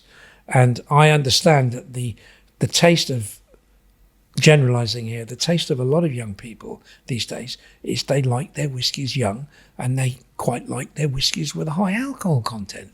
The ones you do, what I call the young purists of today. You know, I'm in a number of whiskey clubs. It's funny, I was just thinking like how our whiskey preferences maybe reflect our personal status, like young, full of testosterone or hormones, you know? Yeah. And I'm going to drink young, big, boisterous whiskies. And then older people, a little bit softer, smoother, but plenty of age nicely on it, rounded. please. It's true. It's really, really true. I mean, I'm a member of a whiskey a few whiskey clubs, but one of them in particular, the majority of them there, if it isn't cask strength, they blow a fuse. Yeah. Which is... That isn't just about the strength, though, I don't think, is it? I mean, it can be, but it's also about sort of unadulterated, untouched, minimal intervention kind of thing. I want it straight from the barrel, preferably with little bits of charcoal in it as well. Yeah. I want to taste it as if I was in the dunnage warehouse. Yeah, yeah. I mean, if I had to interrogate, say, you right now, let's just... take it away from where we are, and I've got to you know something, and I need to know it, so I'm going to interrogate you. It's really simple. I would give you a large glass of George T. Stagg, and within 10 to 15 minutes, you'd be completely incoherent, spilling and you'd spill the beans. I'll tell you everything. Yeah, happily. I'd be laughing while I tell you. And we're talking about brands at large. Brora now has reopened. They've been going a little bit longer than Port Ellen, they right? have. Yeah? They 2 have. or 3 years, is it? And you can buy a bottle at the distillery if you've done the tour. I think it's about £500 for the tour. Right. So, but is it whiskey or is it new make or? No, this will be an old cask. Oh, right. Okay. So what remaining cask they've got, right, got you. You've got an opportunity to fork out 4 figures on a bottle that's only available from the distillery. After spending £500 on the tour, you then have the opportunity to sort of spend your spare cash. Yes. Yeah. And I believe at Port Ellen, you can take the tour, and at the end of the tour, you can have a taste of the new make. Mm. And I think there's various new makes to show the experimental side. Interesting. Speaking of new make, you've brought some. Yeah, I thought... for me, one of my big pleasures is seeing what the embryo of the distillery is like on where it starts from. If you think of Caol, its peat levels are the same as Lagavulin, 35 ppm. Now, the difference is, although this is like putting 2 different casseroles into 2 different ovens. So Lagavulin will distill over, I think it's around about 11, don't quote me on this, but around about 11 and a half hours. It's a long distillation. And it's quite a big middle cut. I believe Macallan has the smallest middle cut out there. But compared to Caol, the Caol distillation process is a lot shorter, but the cut is also shorter. Mm. So here you have the same, in theory, style, but when it comes down to flavour, bearing in mind that Caol, up until 2002, it all went into blends like Johnny Walker. Mm. And only got released as a single malt in 2002. I was there the day that it got released. And the distillery manager said to me, "This is incredible." The guy, Billy Stitchell, the guy had been working. I met him once, yeah. Right, lovely. Now he's a great photographer on the island, right? And his dad worked there before him, and his dad worked there before him. I've got a bottle of his Stitchell Reserve. Yeah. Wonderful. Unpeated Caol it is. Wonderful. Yeah. 64.7 or something it is. It's wicked. I did a tasting of 8 of the Caol Festival bottlings at Hyde Bar in Bristol. Oh, yeah. Fantastic evening. And in fact, it's just closed, which is a real shame. But with Caol, the fact that it all went into blends, all of a sudden in 2002, they released a 12-year-old, an 18 and a 25. And since then, it's become the fastest selling Islay malt. Forget the semantics. Bottom line is, the style of this Caol, it's more about the grain, in my way of thinking. The grain here, I'm just going to take a little nose on this. And every time I nose this, it reminds me of smoky bacon. So guess what I did? I'm on Islay, I'm staying in the cottages, it's breakfast, so I cook my sausages in Kalila. Was there a bacon shortage on the island at the time? I cooked my... And cooked those sausages boiled in Kalila. Ooh, I'm wow. telling you, it's a different serve.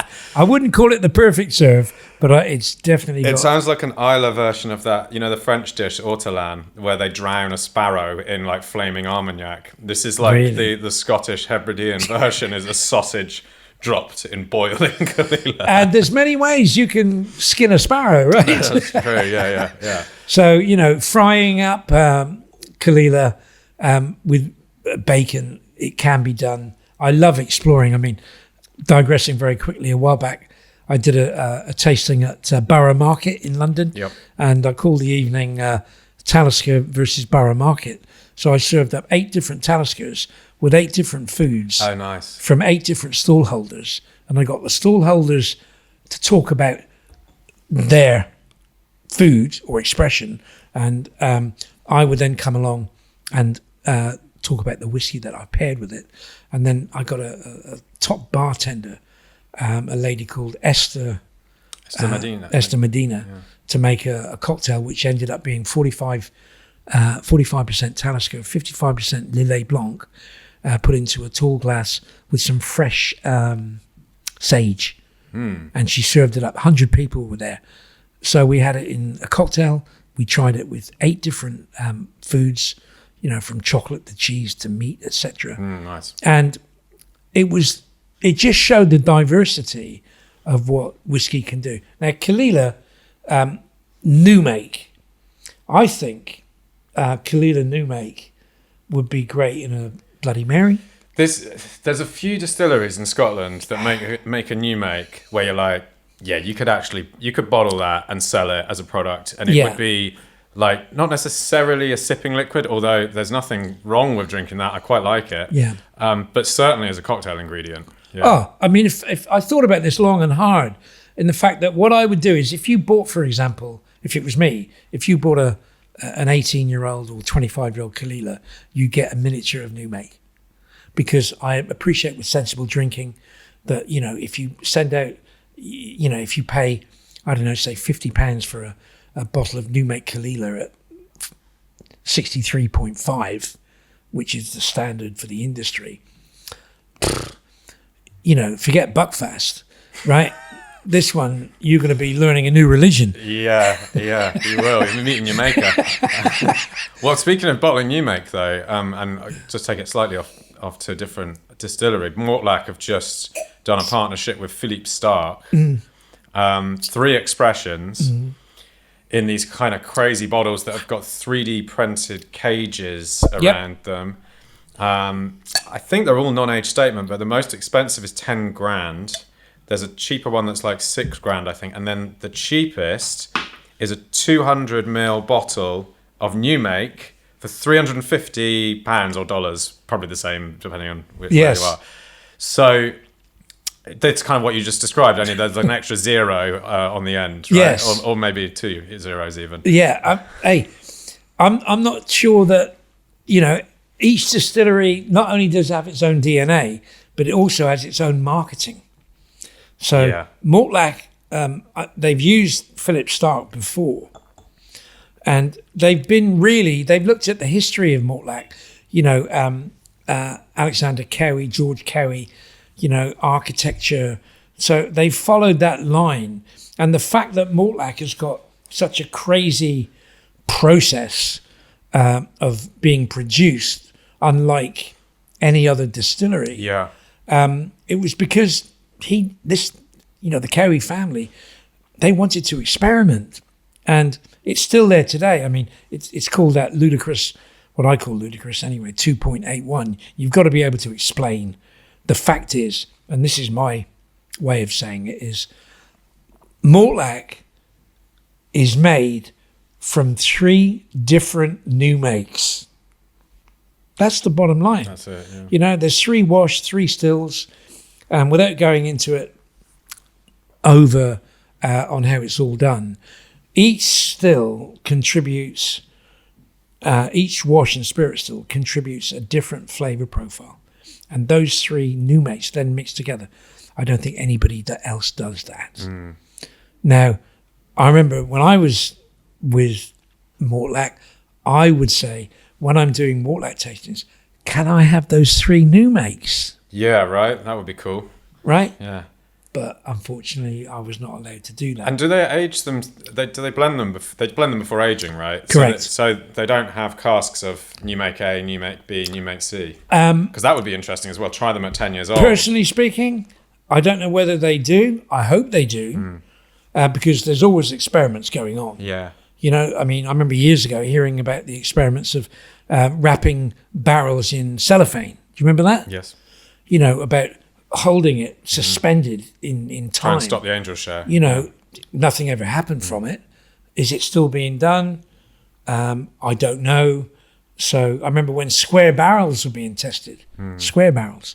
So tests are going on. But for me, if I had my way, every tasting that I do, I'd love to show the new make first. In fact, for those of you who are familiar with Dave Broom, in his book, his last book on whiskey, every distillery that he talks about, he gives the tasting notes of the new make. And that hasn't been done before.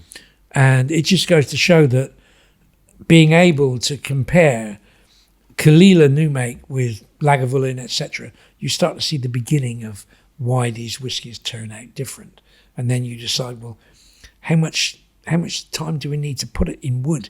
Because if, for those of you who are familiar with Kalila, at a young age, say 12, you're getting all that smoky bacon note, that minerality, effervescent note. And then all of a sudden, you get to Kalila 18-year-old, whoosh. It's completely and utterly changed. And the oak is speaking to you. And the oak gives it a much more, it's almost like a Highland style. It's very assertive in the mouth. The flavour profile from the grain has been toned down. It's totally different. So when I meet people and they go, I like Kalila, I go, which one do you like? And they go, oh, the 18-year-old is really special. And some people go, I love the 12-year-old.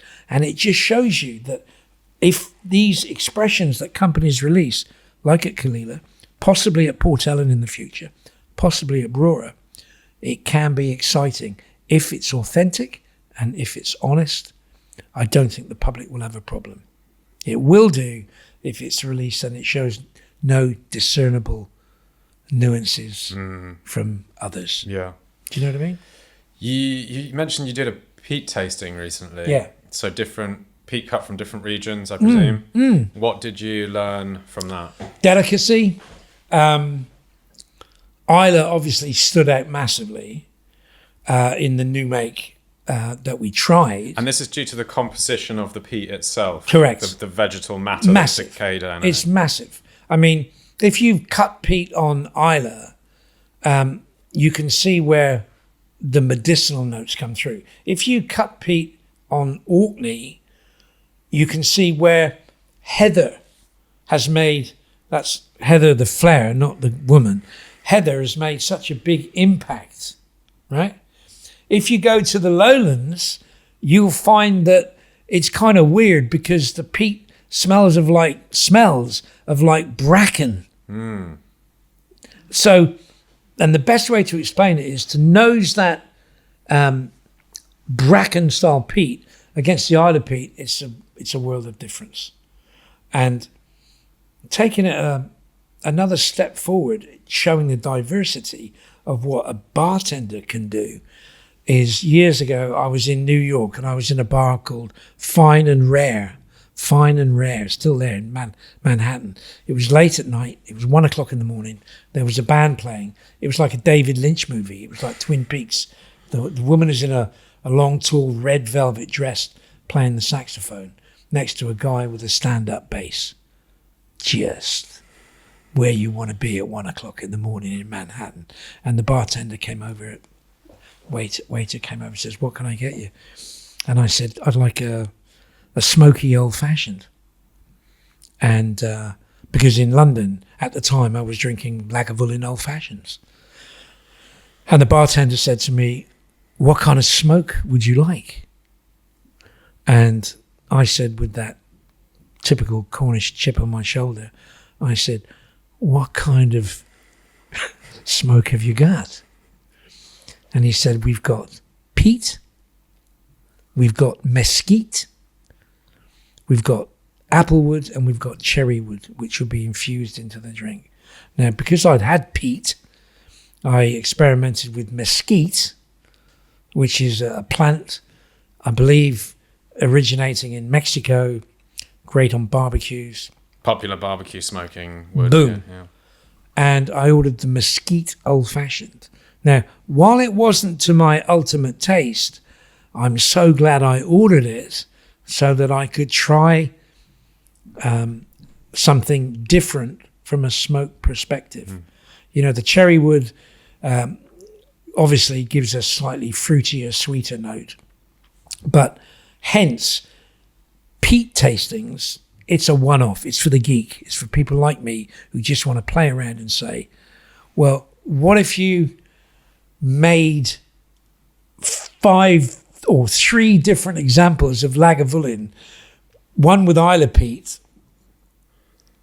Yeah. Do you get me? That'd be interesting, right? You see where we're at different here? exploration in this peat. is Lagavulin, but this is used lowland peat. Yeah.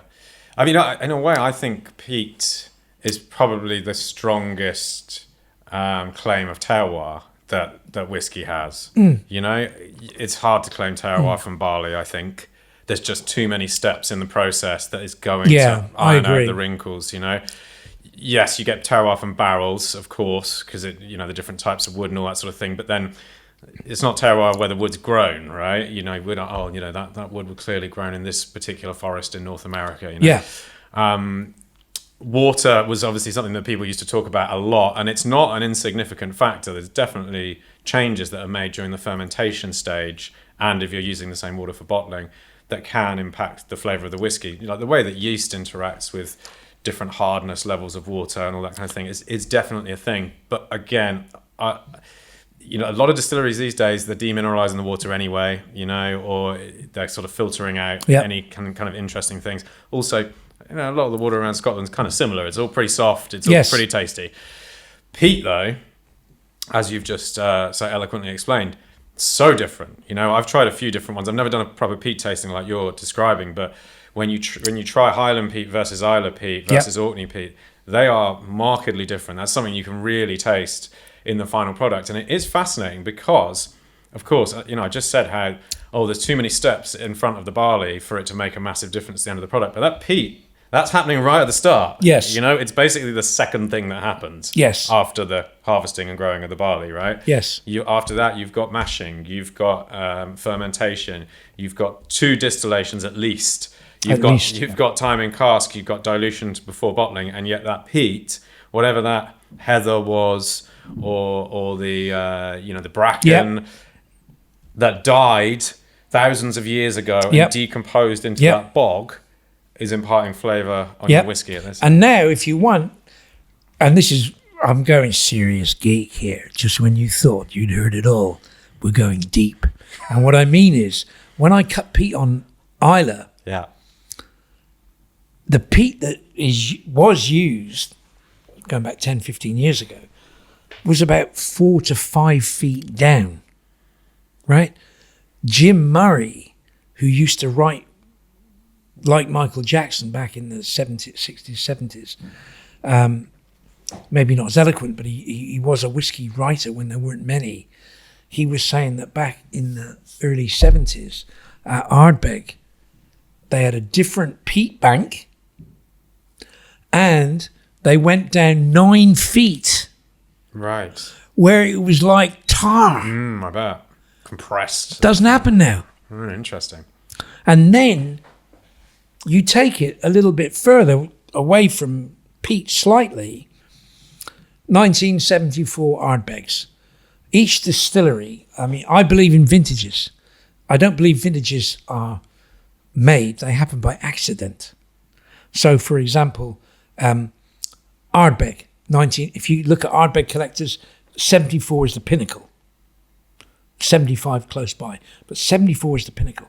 And I was lucky enough to stay on Isla with the Ardbeg manager, Hamish Scott, sadly not with us now.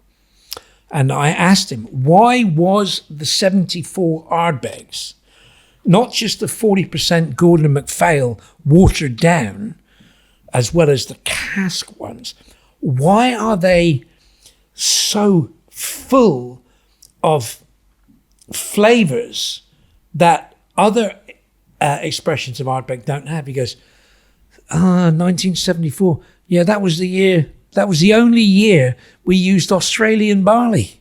Really? Wow. The only year. And then... Oh, right. There's me saying that the barley doesn't matter, but clearly it made a difference on that year. Boom! It didn't grow. There was a bad season in Czechoslovakia. So they import it from Australia? They bought it from Australia. Oh. But only that year. Oh. And my favourite one on this is when I started way back, I was at Auchentoshan, which is also triple distilled. And I remember drinking Auchentoshan 1965. If any of you want to try something really exceptional that hasn't taken a big jump price-wise, Auchentoshan 1965, they released round about 9 barrels, individual barrels, and they were 85 pounds when I bought them. And I'd never tasted an Auchentoshan like it. Normally, being a lowland and being the style, being light and fragrant and clean and refreshing, this was completely different. It had so many different nuances. I said to the distillery manager at Auchentoshan, why is the 65 so different than everything else in our portfolio? He goes, that was the year that we used barreled yeast instead of packet yeast. Now, today, with Tristan here, we've been talking about peat, and we've just kind of metamorphed into barley. We haven't even mentioned yeast. Yeah. Right? And I goes, what was the deal there then? He goes, well, that year we used barreled yeast.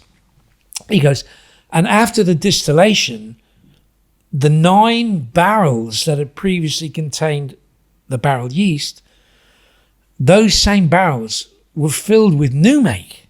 Oh, wow. He goes, so there wouldn't have been a second malolactic fermentation. No, because it's strong, right? Because it's too strong. But he said to me, something happened. Yeah, you've got the kind of yeast cells sort of dying in that new make, Boom. Right? Yeah. And he goes, we only used barrel yeast that one season. Wow. So I've never even heard of barreled yeast. You see what I mean? Yeah. So then I go back to my books and I read that Four Roses use 5 different kinds of yeast strains. Yeah. And the Americans say yeast is so important that we have it locked in a safe so that nobody can copy it. And then I meet Douglas Murray when I was at Diageo, who's, the fountain of knowledge. He said to me, it's not really that important. So you have, across the globe, different opinions about what impact. I think a lot of distilleries back in the sort of mid to late 20th century just started using the most efficient yeast they could get their hands on, right? It was for yield, yeah? Yeah. And the kind of story behind yeast and how much, because distillation selects flavour. It doesn't make it, barring a few sort of weird things like rummages and direct fired stills and that sort of thing. But distillation is basically selecting flavour. Yeast is where it's made, right? Fermentation. Just don't block that camera there. Yeah, keep it out of the way. Thanks. Open it up though. Let's try it. We're going to try another whiskey. But yeah, yeast is where the flavour's made. And we're now, thankfully, starting to see new distilleries trialing different types of yeast and also longer fermentation processes which allow more of these interesting flavours to be created. So, in a way, what we've done here is dissect whiskey, showing you that there's so many differentials. You're blocking that camera now. Sorry. There's we want to see your face, Colin. Sorry.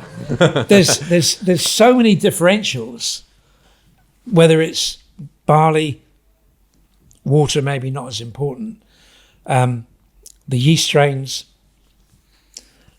the peat, then it's down to age. So I've tasted Kalila at 1 second old, and I've tasted Kalila at 30 years of age. And Kalila, in my opinion, works really well. And again, this is slightly geeky, with second, third or fourth fill casks. So the grain shows itself, right? And for me, some of the best aged whiskies, when somebody asked, or Tristan asked me earlier about, does age matter? I find that aged grain whiskies, for me personally, are the best value out there. You can pick up whiskies from distilleries like Cambus or North British.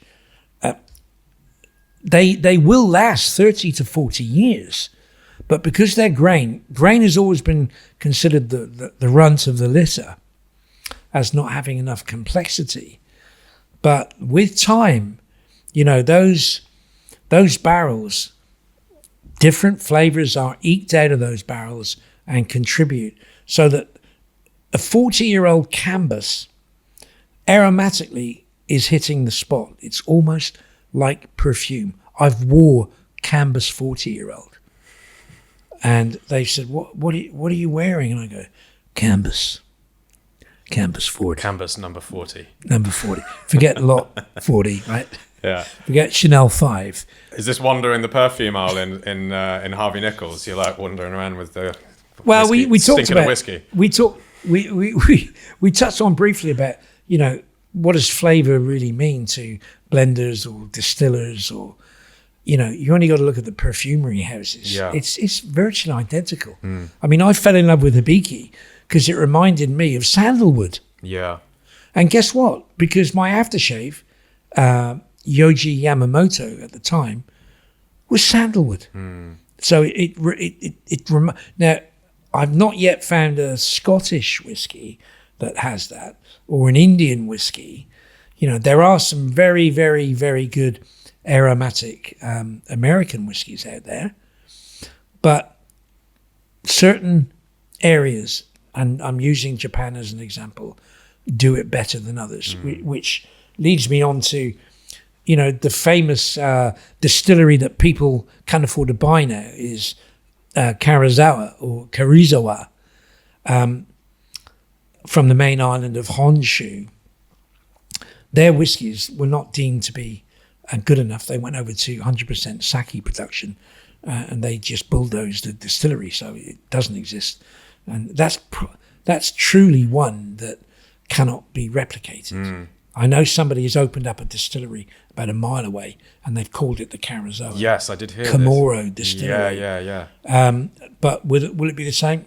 I don't know. I mean, it's in an unusual place. It's at the base of, I think it's Mount Asama. The soil is different there. A lot of differing factors. It's fascinating that it's another distillery like with Brora and Port Ellen, where only after its ultimate demise does it become highly sought after, ridiculous prices. Yeah. And because again, I think Japan was sort of experiencing a period of overproduction, weren't they? Yes. Whiskey wasn't good enough. We've got to start closing stuff down. This isn't financially sustainable. There you go. There's that. Oh, you got one there. Cool. Yeah. So yeah, it's the same story that plays out in Japan as well. Boom, same thing. Now, Japan, and again, this is what time has done to Japanese whiskey, is that the Japanese did not believe they could compete with Scotch. It was really that simple. And it wasn't until they released Japanese whiskies and they found that the European palate was different than the Asian palate, and they did enjoy Japanese whiskies, that from my side, I started looking out for esoteric, closed Japanese distilleries. And I had one called Kagoshima from this tiny island. Down the bottom, right? Yeah. Kagoshima. And I'd never tasted anything like it. It wasn't to my taste. But I have to say, wow, that distillery closed down because people were not buying it. Now I get it. Now, if I fast forward, in fact, we'll finish talking about this one here. At Karazawa, on the main island of Honshu, distillery got knocked down. I think it was the last 300 barrels were sold to a guy called Marcin Miller. Yes. And a lot of it went out as single casks. The good stuff went out as single casks. Yeah. Some went out as blends. But we're now into the fact that virtually all of the good stuff has been bottled. What's left is from 1999, the year 2000. Still good, but that older stuff from the 60s and 70s and 80s, 81 being outstanding and 84 being outstanding, in my humble opinion, I remember when I first tasted Karizawa at the whiskey show, a bourbon cask, geisha label, and it was £250. And I'd not paid that kind of money for whiskey at that time. I think it was 2013. And bargain, no. And for the first time, I just went straight to the stand and paid out £250 for this bourbon cask, Karizawa. And I said to everybody who wanted to listen that this is in the top 3 whiskies that I've ever tasted. And everything, it shouldn't have worked. I was surrounded by hundreds of people. But the flavour profile, those bourbon casks. Well, do you remember when we did the tasting at Sexy Fish? So, context, Colin and I were very lucky to be invited by Xavier Landé, who runs all the beverage operations for Caprice Holdings. Sexy Fish is one of their restaurants over in Mayfair on Berkeley Square. Very, very fancy Asian food restaurant with, I believe they've got the largest collection of open Japanese bottles of whiskey, possibly the largest collection of Japanese whiskey in the world. I'm not sure. Somewhere in that realm, though. And they had all these whiskies, which they've been buying for years. They'd closed down a previous place, hadn't they, where they'd got a bit of a stock holding for that and then put it all in there and then began in earnest really seeking out Japanese whiskey at the right time, really, because the prices were going up and up and up and up. And they amassed, I think it was over 400 bottles. Yeah. And Xavier kindly sent a message to you and I and said, we're going to taste everything because we currently have all these bottles on the menu. We don't know what some of them taste like. Some of them haven't even been opened. Yeah. Some of them we've served like one shot and they're very expensive. And they wanted a couple of third parties, 2 Cornish guys as it happens. Yeah. How about that? Yeah, to come in and taste it all. And I think we must have done about 8 or 10 sessions, to get through it all. Early mornings. Spread over about a year. It went on for a while, didn't it? And we would go in and Xavier and Jerome, who was managing the bar there at the time, would have 14 of the most incredible whiskies you've ever seen in your life, and you never get, well, personally, very rarely get a chance to taste again.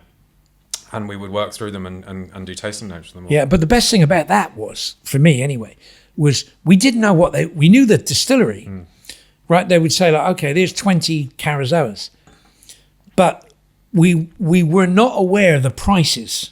No, or which expression or whatever. Yeah, that was the best. Yeah. Because if somebody gives you a whiskey and they go, you're going to love this is £10,000, or automatically you're going to be swayed. But if you actually just give your honest opinion, I mean, some of the whiskey, as I said, for me, one of the ones that stood out, and there were a few. There was a Hakushu. The Hakushu sherry cask was astonishing. Yeah, it's one of the best whiskeys I've ever tasted. I think that one, boom. We had no idea what the prices was, and we just gave straight off the top of our heads. We would use words, and the idea was not to use more than 5 words to describe that whiskey. And it was a real challenge. And we pushed our palates as far as they could possibly go. Yeah. But hence we had to do it over a year because there was just so many. It was full on, and it was a long session. And it's worth noting that they weren't all great, right? I mean, there were some duds in there, and it turns out Japan and Japanese distillers have bottled some pretty below par whiskies in the past, or perhaps whiskies that just haven't lasted the test of time. That, you know, the bottle was half full and it's been not stored correctly or whatever. But we had some very, very, I mean, whiskey's intended for highballs and mixing, I guess, but just so light and sort of devoid of character. So they're not all great, but a lot of them were. They're extraordinary. And this is where, at the moment, I'm finding that I'm enjoying. Number one, when Caol closed down, the wash still was bought by a young entrepreneur. And he opened up a distillery called Shazouka, which is the whiskey that you've got in your hand now. And there are various releases of Shazouka. But because he used the Shazouka, should I say the Caol wash still, they release an expression with a K in the top left-hand corner, a special K, if you will, that says, look, this was the part of the distillation method. We use the Caol still. How much that will affect it, it might even take a few years before we know. But this is the kind of experiment that I find fascinating. And that leads me on to my favorite distillery at the moment is also from Japan, and it excites me. It's called Kanosuke. Yes. You know it? They've just recently launched over here, I think, haven't they? I think so. Yeah. I tasted them. I've tasted a few of them, but then I got to meet them at the whiskey show. Yeah. Because I've not tried anything of theirs recently, but I've certainly seen the hype. Yeah. Well, I got to meet, and I mentioned earlier that there was a woman who'd come to my one of my whiskey presentations, whiskey training sessions at Calais back in the day, a cocktail bar in East London. And she's now working at Kanosuke. And she's lived over there, and she's now their global ambassador. And she then took me through the range. And what Kanosuke are doing is, and I love it, they've got 3 stills at Kanosuke. So, but what they do to make it interesting is they are using the first distillation from Wash Still 1, and they're putting it into, or Still 1, they're putting it into Still 3 for its second distillation. So they are using 1 and 2, 1 and 3, 2 and 3. Right, mixing and up. They also have a grain distillery. And they're all different shaped stills, are they? And they're all different. Yeah. And on top of that, they've got a grain distillery. I don't know how it's pronounced. It's spelled Hoiki. Let's say Hoiki in the southern part. And this is on Kagoshima Island. Okay. So down the bottom, yeah. Down the bottom. Yeah. And the distillery is on the beach. Oh, wow. It's the longest beach on the northwest coast.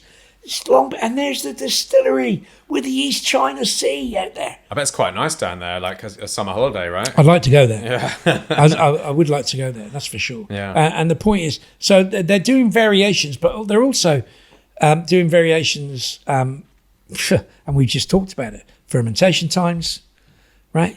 And they're using barrels.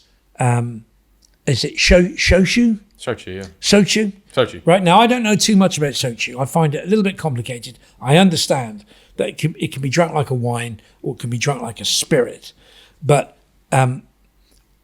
Kanosuke, the grandfather there, was the first guy to age shoku in barrels. Oh, really? So it's this incredible history that's 133 years old. But the distillery is when the son said, the same passion that you put into making barrel-aged shoshu, I'm going to go to Scotland and learn about whiskey. Similar to Mazatara Takatsura. Yeah, sure. With Suntory. Yeah. And he went to Scotland. Guess what? He learned the art of distillation. He came back to Kagoshima and he's created his own whiskey. And they're using some of those old Shoshu barrels to age their whiskey. Nice. So if somebody said to me, what kind of distillery would you like? I would say a small artisanal distillery that would not be based on making money, but on making unusual esoteric flavors. And by that, using experimentation. And the best examples are at places like Chichibu, where most of the staff have degrees in distilling. They have a scientific background. You don't quite get that in Scotland as much. Yeah. But the thing about the Japanese, I think it's that combination of knowledge and then the sort of artistry, the almost poetry of it, you know?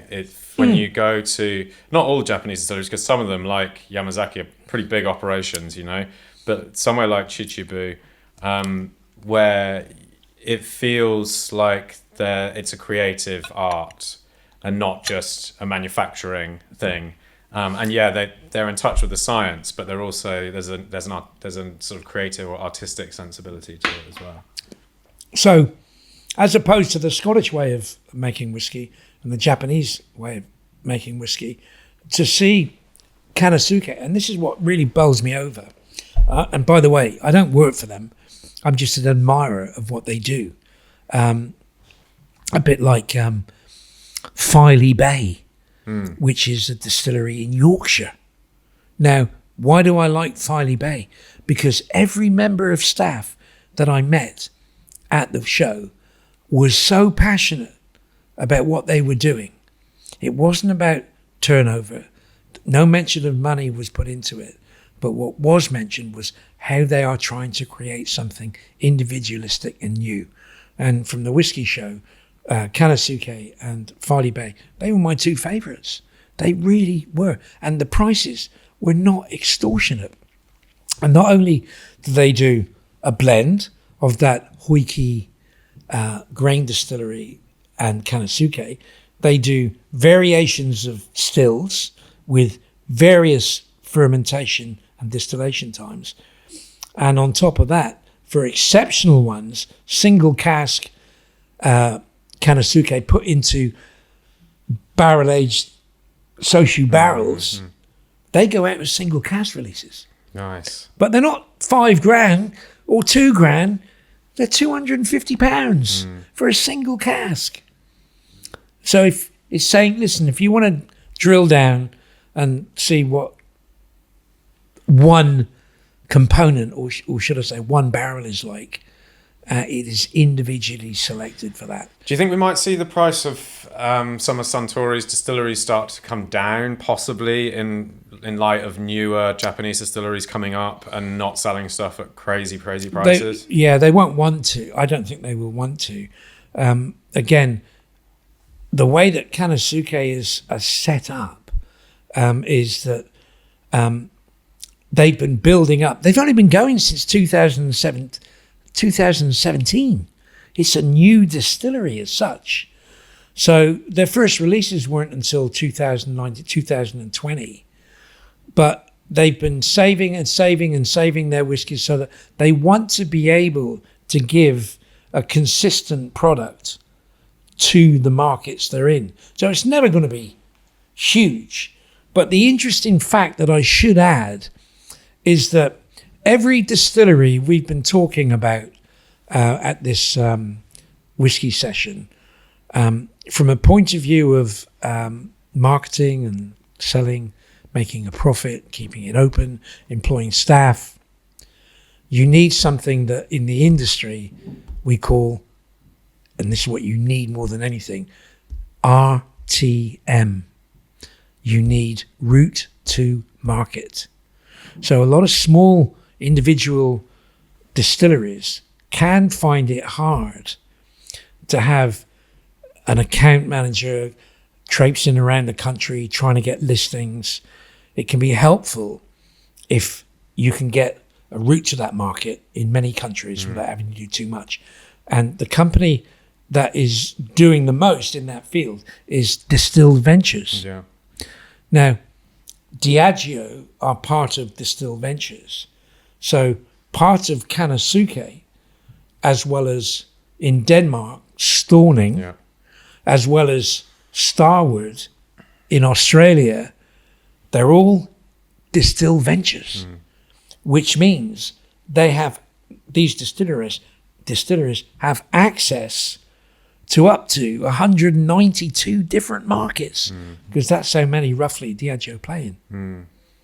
So that route is in place. I had a feeling with Distill Ventures, obviously there's a financial and expertise component to what they do and what they bring to brands for, and invest in them. But I was under the impression that actually you can't, as a brand, use Diageo's route to market. That's sort of off limits. I might be wrong. Don't quote me. But I do understand that the eventual aim is that Diageo will own 50%. Sure, yeah. And of course, at that point, then that might change with the route to market. Maybe thing. I should qualify that. Maybe that's not the case now, but that's the ultimate aim. Yeah. But having the possible access to a global market is it's huge. A massive plus. Yeah. So as I said, the staff, I met some of the family at the whiskey show. It was like I'm meeting relatives that I haven't seen for a long time. I ended up talking whiskey on their stand with them for about 3/4 of an hour. I didn't get to see half the show. That will come as no surprise to the people who have stuck with us for this episode up till this point, that maybe you might have liked to talk. Yeah. You got one more whiskey? Yeah. Can I just say? Yeah. Now this, as a highball mixed, I've just added water to it. Yeah, because it's quite strong, isn't it? 55. I think. Yeah. If you add water to it, because it's quite young, obviously, it's whiskey with 2 sugars. Okay. Well, I'll have a little bit more then, because I drank it all just at the strength that the makers so intended. Drinkable. Yeah, it's really tasty. And still in its early days. And so while you're pouring a glass, part of the enjoyment of lasting so long in this industry is that I get to be, I'm almost like the Keir Starmer of whiskey, People give me freebies. And how do I say it? It's a blessing in some ways, because, for example, in my hand, I was given this. I was in a restaurant recently, and the distillery manager came up and gave me a shot of this, and he goes, tell me what you think of this. And I wasn't quite sure what it was. I wasn't even sure it was whiskey, to be honest. But it turned out to be whiskey made in Alsace.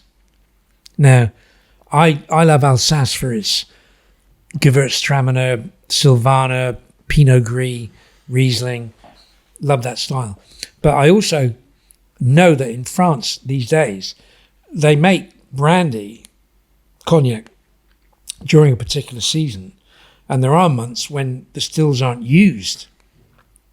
And from what I've heard, some of them are experimenting in the off-season. Interesting. With making whiskey.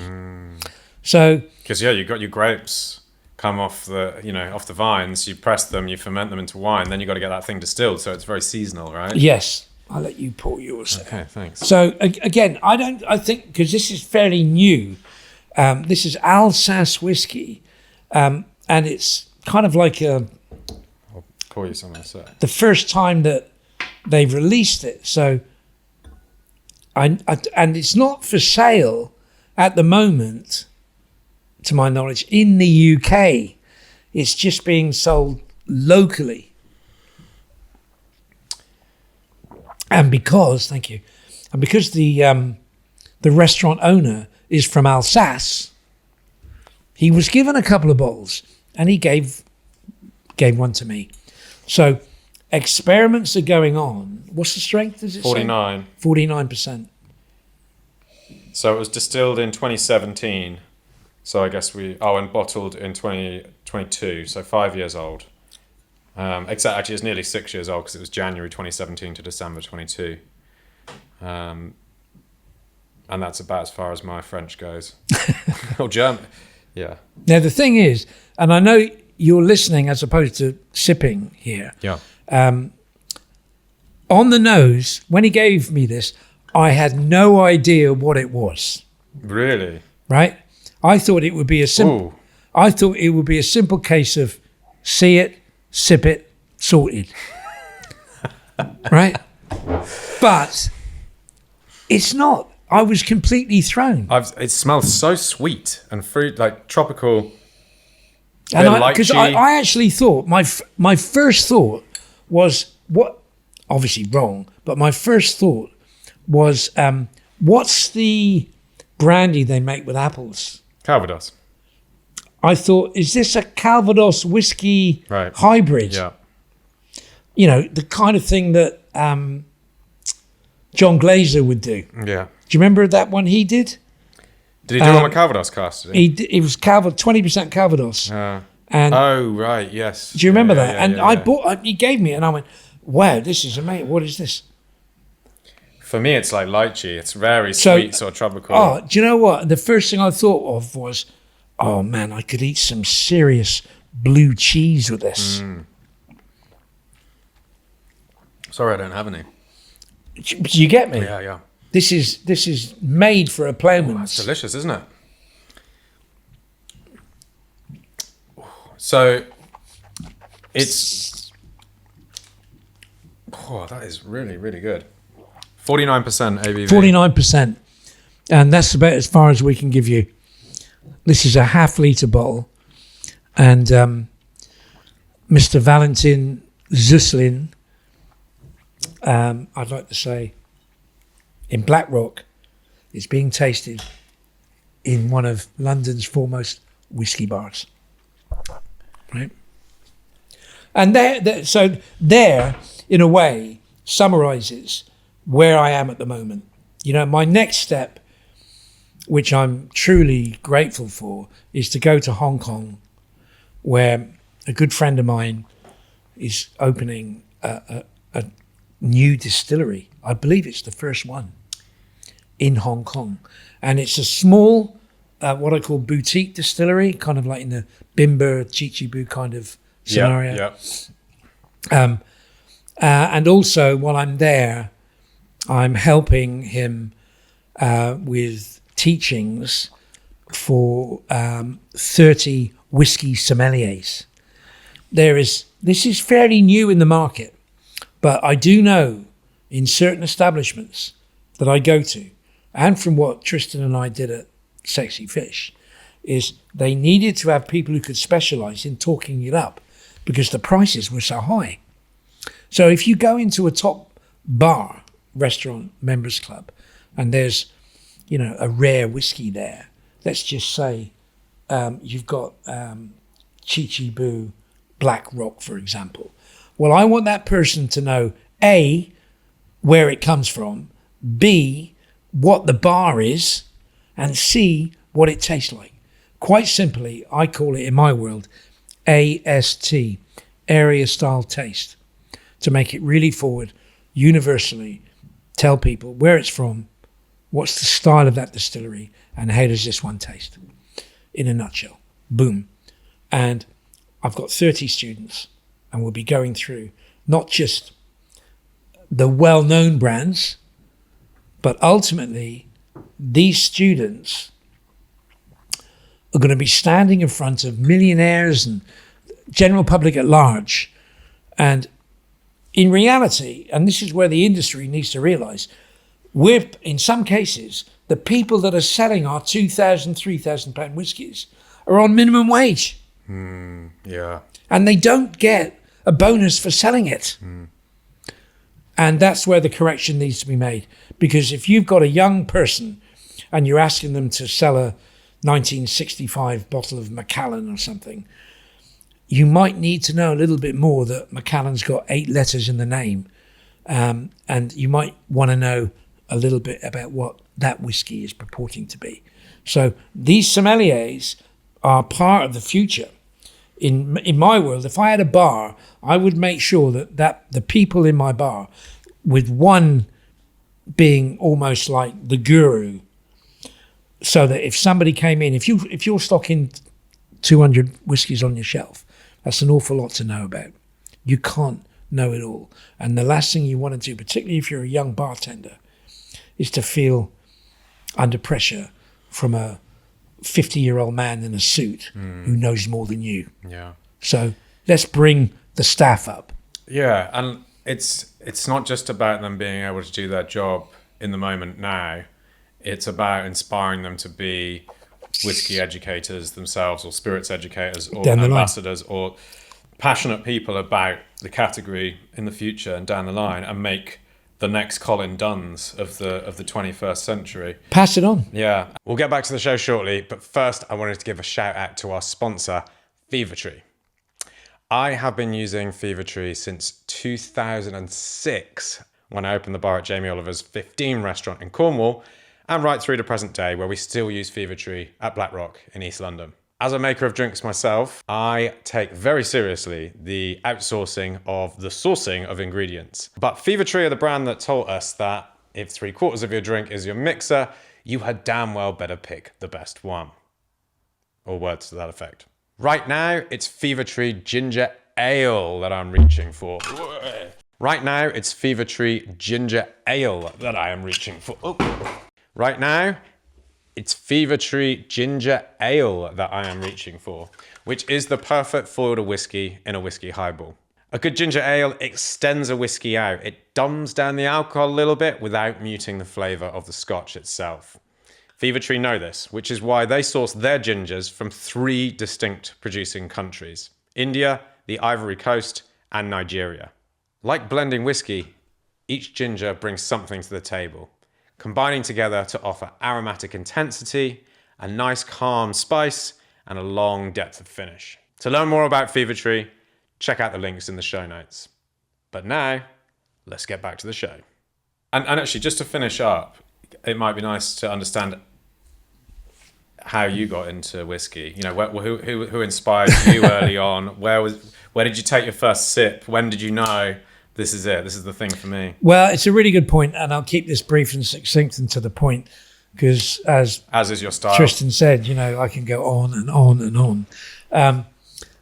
1987, I'm managing a wine shop, or as they were called then, off licenses. I was managing a wine shop in Richmond. 80% of our sales were wine. And we had a promotion on, selling of all things, Bowmore.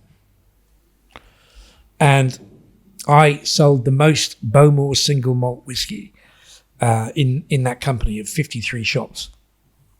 And so I won a trip to Islay, you know, and I said to my father, who was alive at the time, Dad, I won this trip to Islay, but I don't really like whiskey. He goes, well, if you're in the drinks industry, you're only as good as the worst area. You should at least understand it. So I went to Islay. You've been to Islay? Yeah. I went to Islay and I landed at Terminal 1, Islay Airport. And what Bowmore did was fantastic. They didn't just give me the Bowmore story. They took me to Ardbeg, Lefroy. They took me all around the island. So I fell in love with the flora and the fauna, the terroir, the history. I cut peat. I sang with the locals.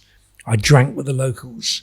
I presented whiskey in front of the distillery at Bowmore. And I realized that it was the closest thing to Cornwall, where I came from, that I'd come across. And I realized that in Islay, they have the Atlantic Ocean, they have peat, and they have whiskey. And coming from St. Ives in Cornwall, we have the Atlantic Ocean, we have peat, and we have pasties and ice cream. We don't have whiskey. But the people were the same as the people that I grew up with in Cornwall. Very honest, you don't mess with them, they'll treat you well. You respect them, they'll treat you well.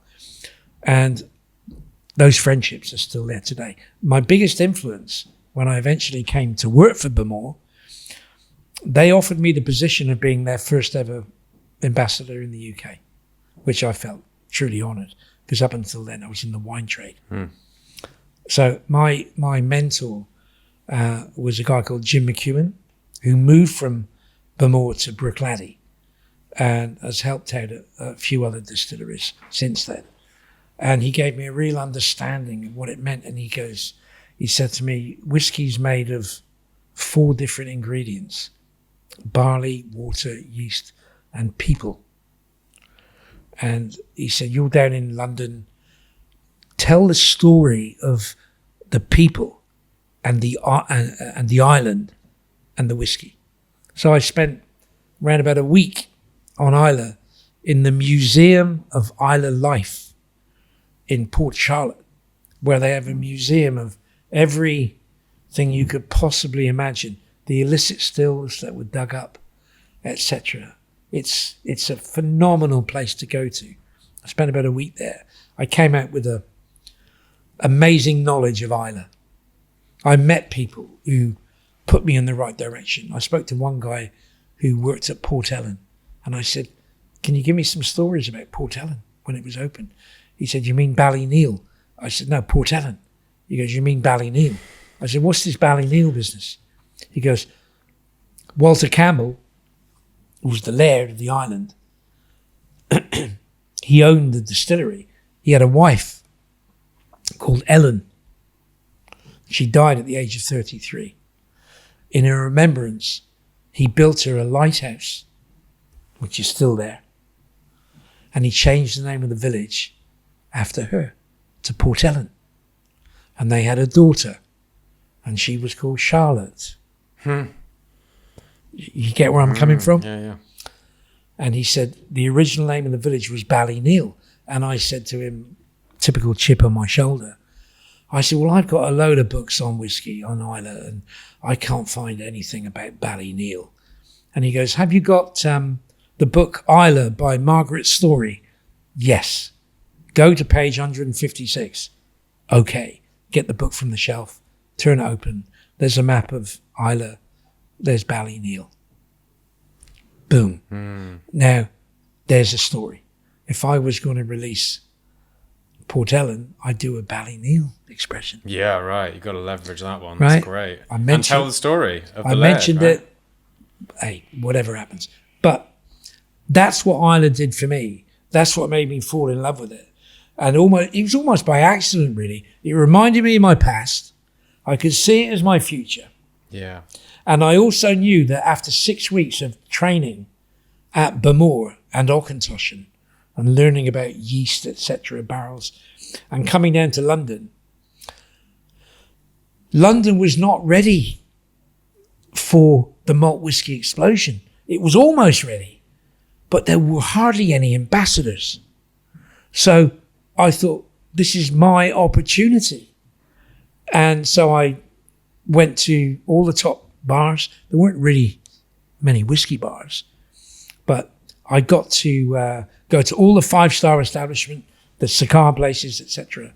I then learnt about other distilleries, and that was really, Jim McEwan was the main influence because he put people into the equation. Yeah. You know, I know in wine terms, you know, the person who makes the wine, the vigneron, is important. In whiskey terms, nobody knows who the managers are of any of these distilleries because a lot of it is automated these days, which makes these small artisanal distilleries more fun because hands-on. Yeah. You buy into what they're trying to do. Yeah. Less efficient, more labor-intensive, more sort of graft and endeavour and often consideration as to what's going on. Yeah, and, you know, I respect the fact that you got to look these days at, you know, your carbon footprint, sustainability, etc. You know, and the big companies do it pretty well, to be fair. But these young entrepreneurial distilleries is what makes me, at my age, still excited to be in this category, because I want to be able to pass on whatever knowledge I might have gained, and if it's any use, to the next generation, because they're going to take it and run with it. And the same as I did when Jim McEwan gave me the passion of whiskey making. And having said that, to finish here, I did not foresee where whiskey would be today. I did not see that I would work for the biggest, not necessarily the best, but the biggest whiskey making company in the world for 16 years. But I did because the portfolio was so interesting and so vast and so large, and that in the company there didn't seem to be too many people who knew about them. So I was quite lucky on that side. With due respect to everyone else, they were very good at what they were doing. The only thing that I was really passionate about, hosting, going out doing tastings every single night of the week and sometimes at weekends, and doing festivals and going up to Scotland. My first days were taking 30 bartenders at a time up to Islay, because I thought, you need to see where it comes from, otherwise you won't get it. And they're my inspirations. Modern day, I love what you're doing, what Tom is doing. You know, you're giving an opportunity, you're bringing whiskey down to a level that it's accessible. And that's not, you know, just trying to say nice things. Whiskey should be drunk. Whiskey is a conversation. In fact, in my band, the Lagavulins, our next single is Get another plug in for the Whiskey Lagavulins is a there. Conversation. Yeah. Look out for that. I have to start charging you advertising fees if you carry on with the Lagavulins. Because whiskey is a conversation. Yeah. At the end of the day, whichever way you look at it, and look at today, right? Time is. I have no idea what the time is, but I know time has flown by, and I've probably exceeded my welcome. But, you're always very welcome, and yeah, cheers. I mean, great conversation, and I think from my point of view, to summarise, you mentioned it's about stories. That's what inspired you originally. That's what you do now. You tell stories, and the whiskey culture and category is just rife with them. There's so many. Oh. And I mean, I've heard 100 other stories from you in the past that we haven't even talked about today. Yeah. And they'll continue to come. So thanks, Colin. Where can we find you? Where can people find you? Instagram, in Hong Kong. Yeah, Hong Kong. Hong Kong. Instagram is really simple. My hashtag is really stupid. It's Colin Dunn Whiskey. There you go. It's that simple. Easy enough to remember. To finish up very quickly, one very, very short story. I love this place because one of my heroes is a guy called Hunter S. Thompson. And one evening in this venue, I did Fear and Loathing in Black Rock. And I had the original Rolling Stones, issues 95 and 96. And I was able to read from Hunter S. Thompson's book. And the guys here and gals, they created a cocktail list, which I still have at home, themed around Fear and Loathing, which was fantastic. So I read from the book, changed the words a little. For example, it was something like, instead of it was on the edge of Barstow when the drugs took hold, I put down it was on the edge of Shoreditch when the whiskey took hold. And I changed the words to include Black Rock, etc. So in this little venue, I was able to bring my artistic edge to a whiskey tasting with cocktails, and the drinks were fantastic. The evening was fantastic, and that's what it should be about: enjoying the moment with like-minded people, so that you walk away with a better understanding of flavour, taste, and the human form. That's it. That's me. That's it. Thanks, Colin. Good health. Cheers. Alsace. So good. I got this one here instead. Can you believe?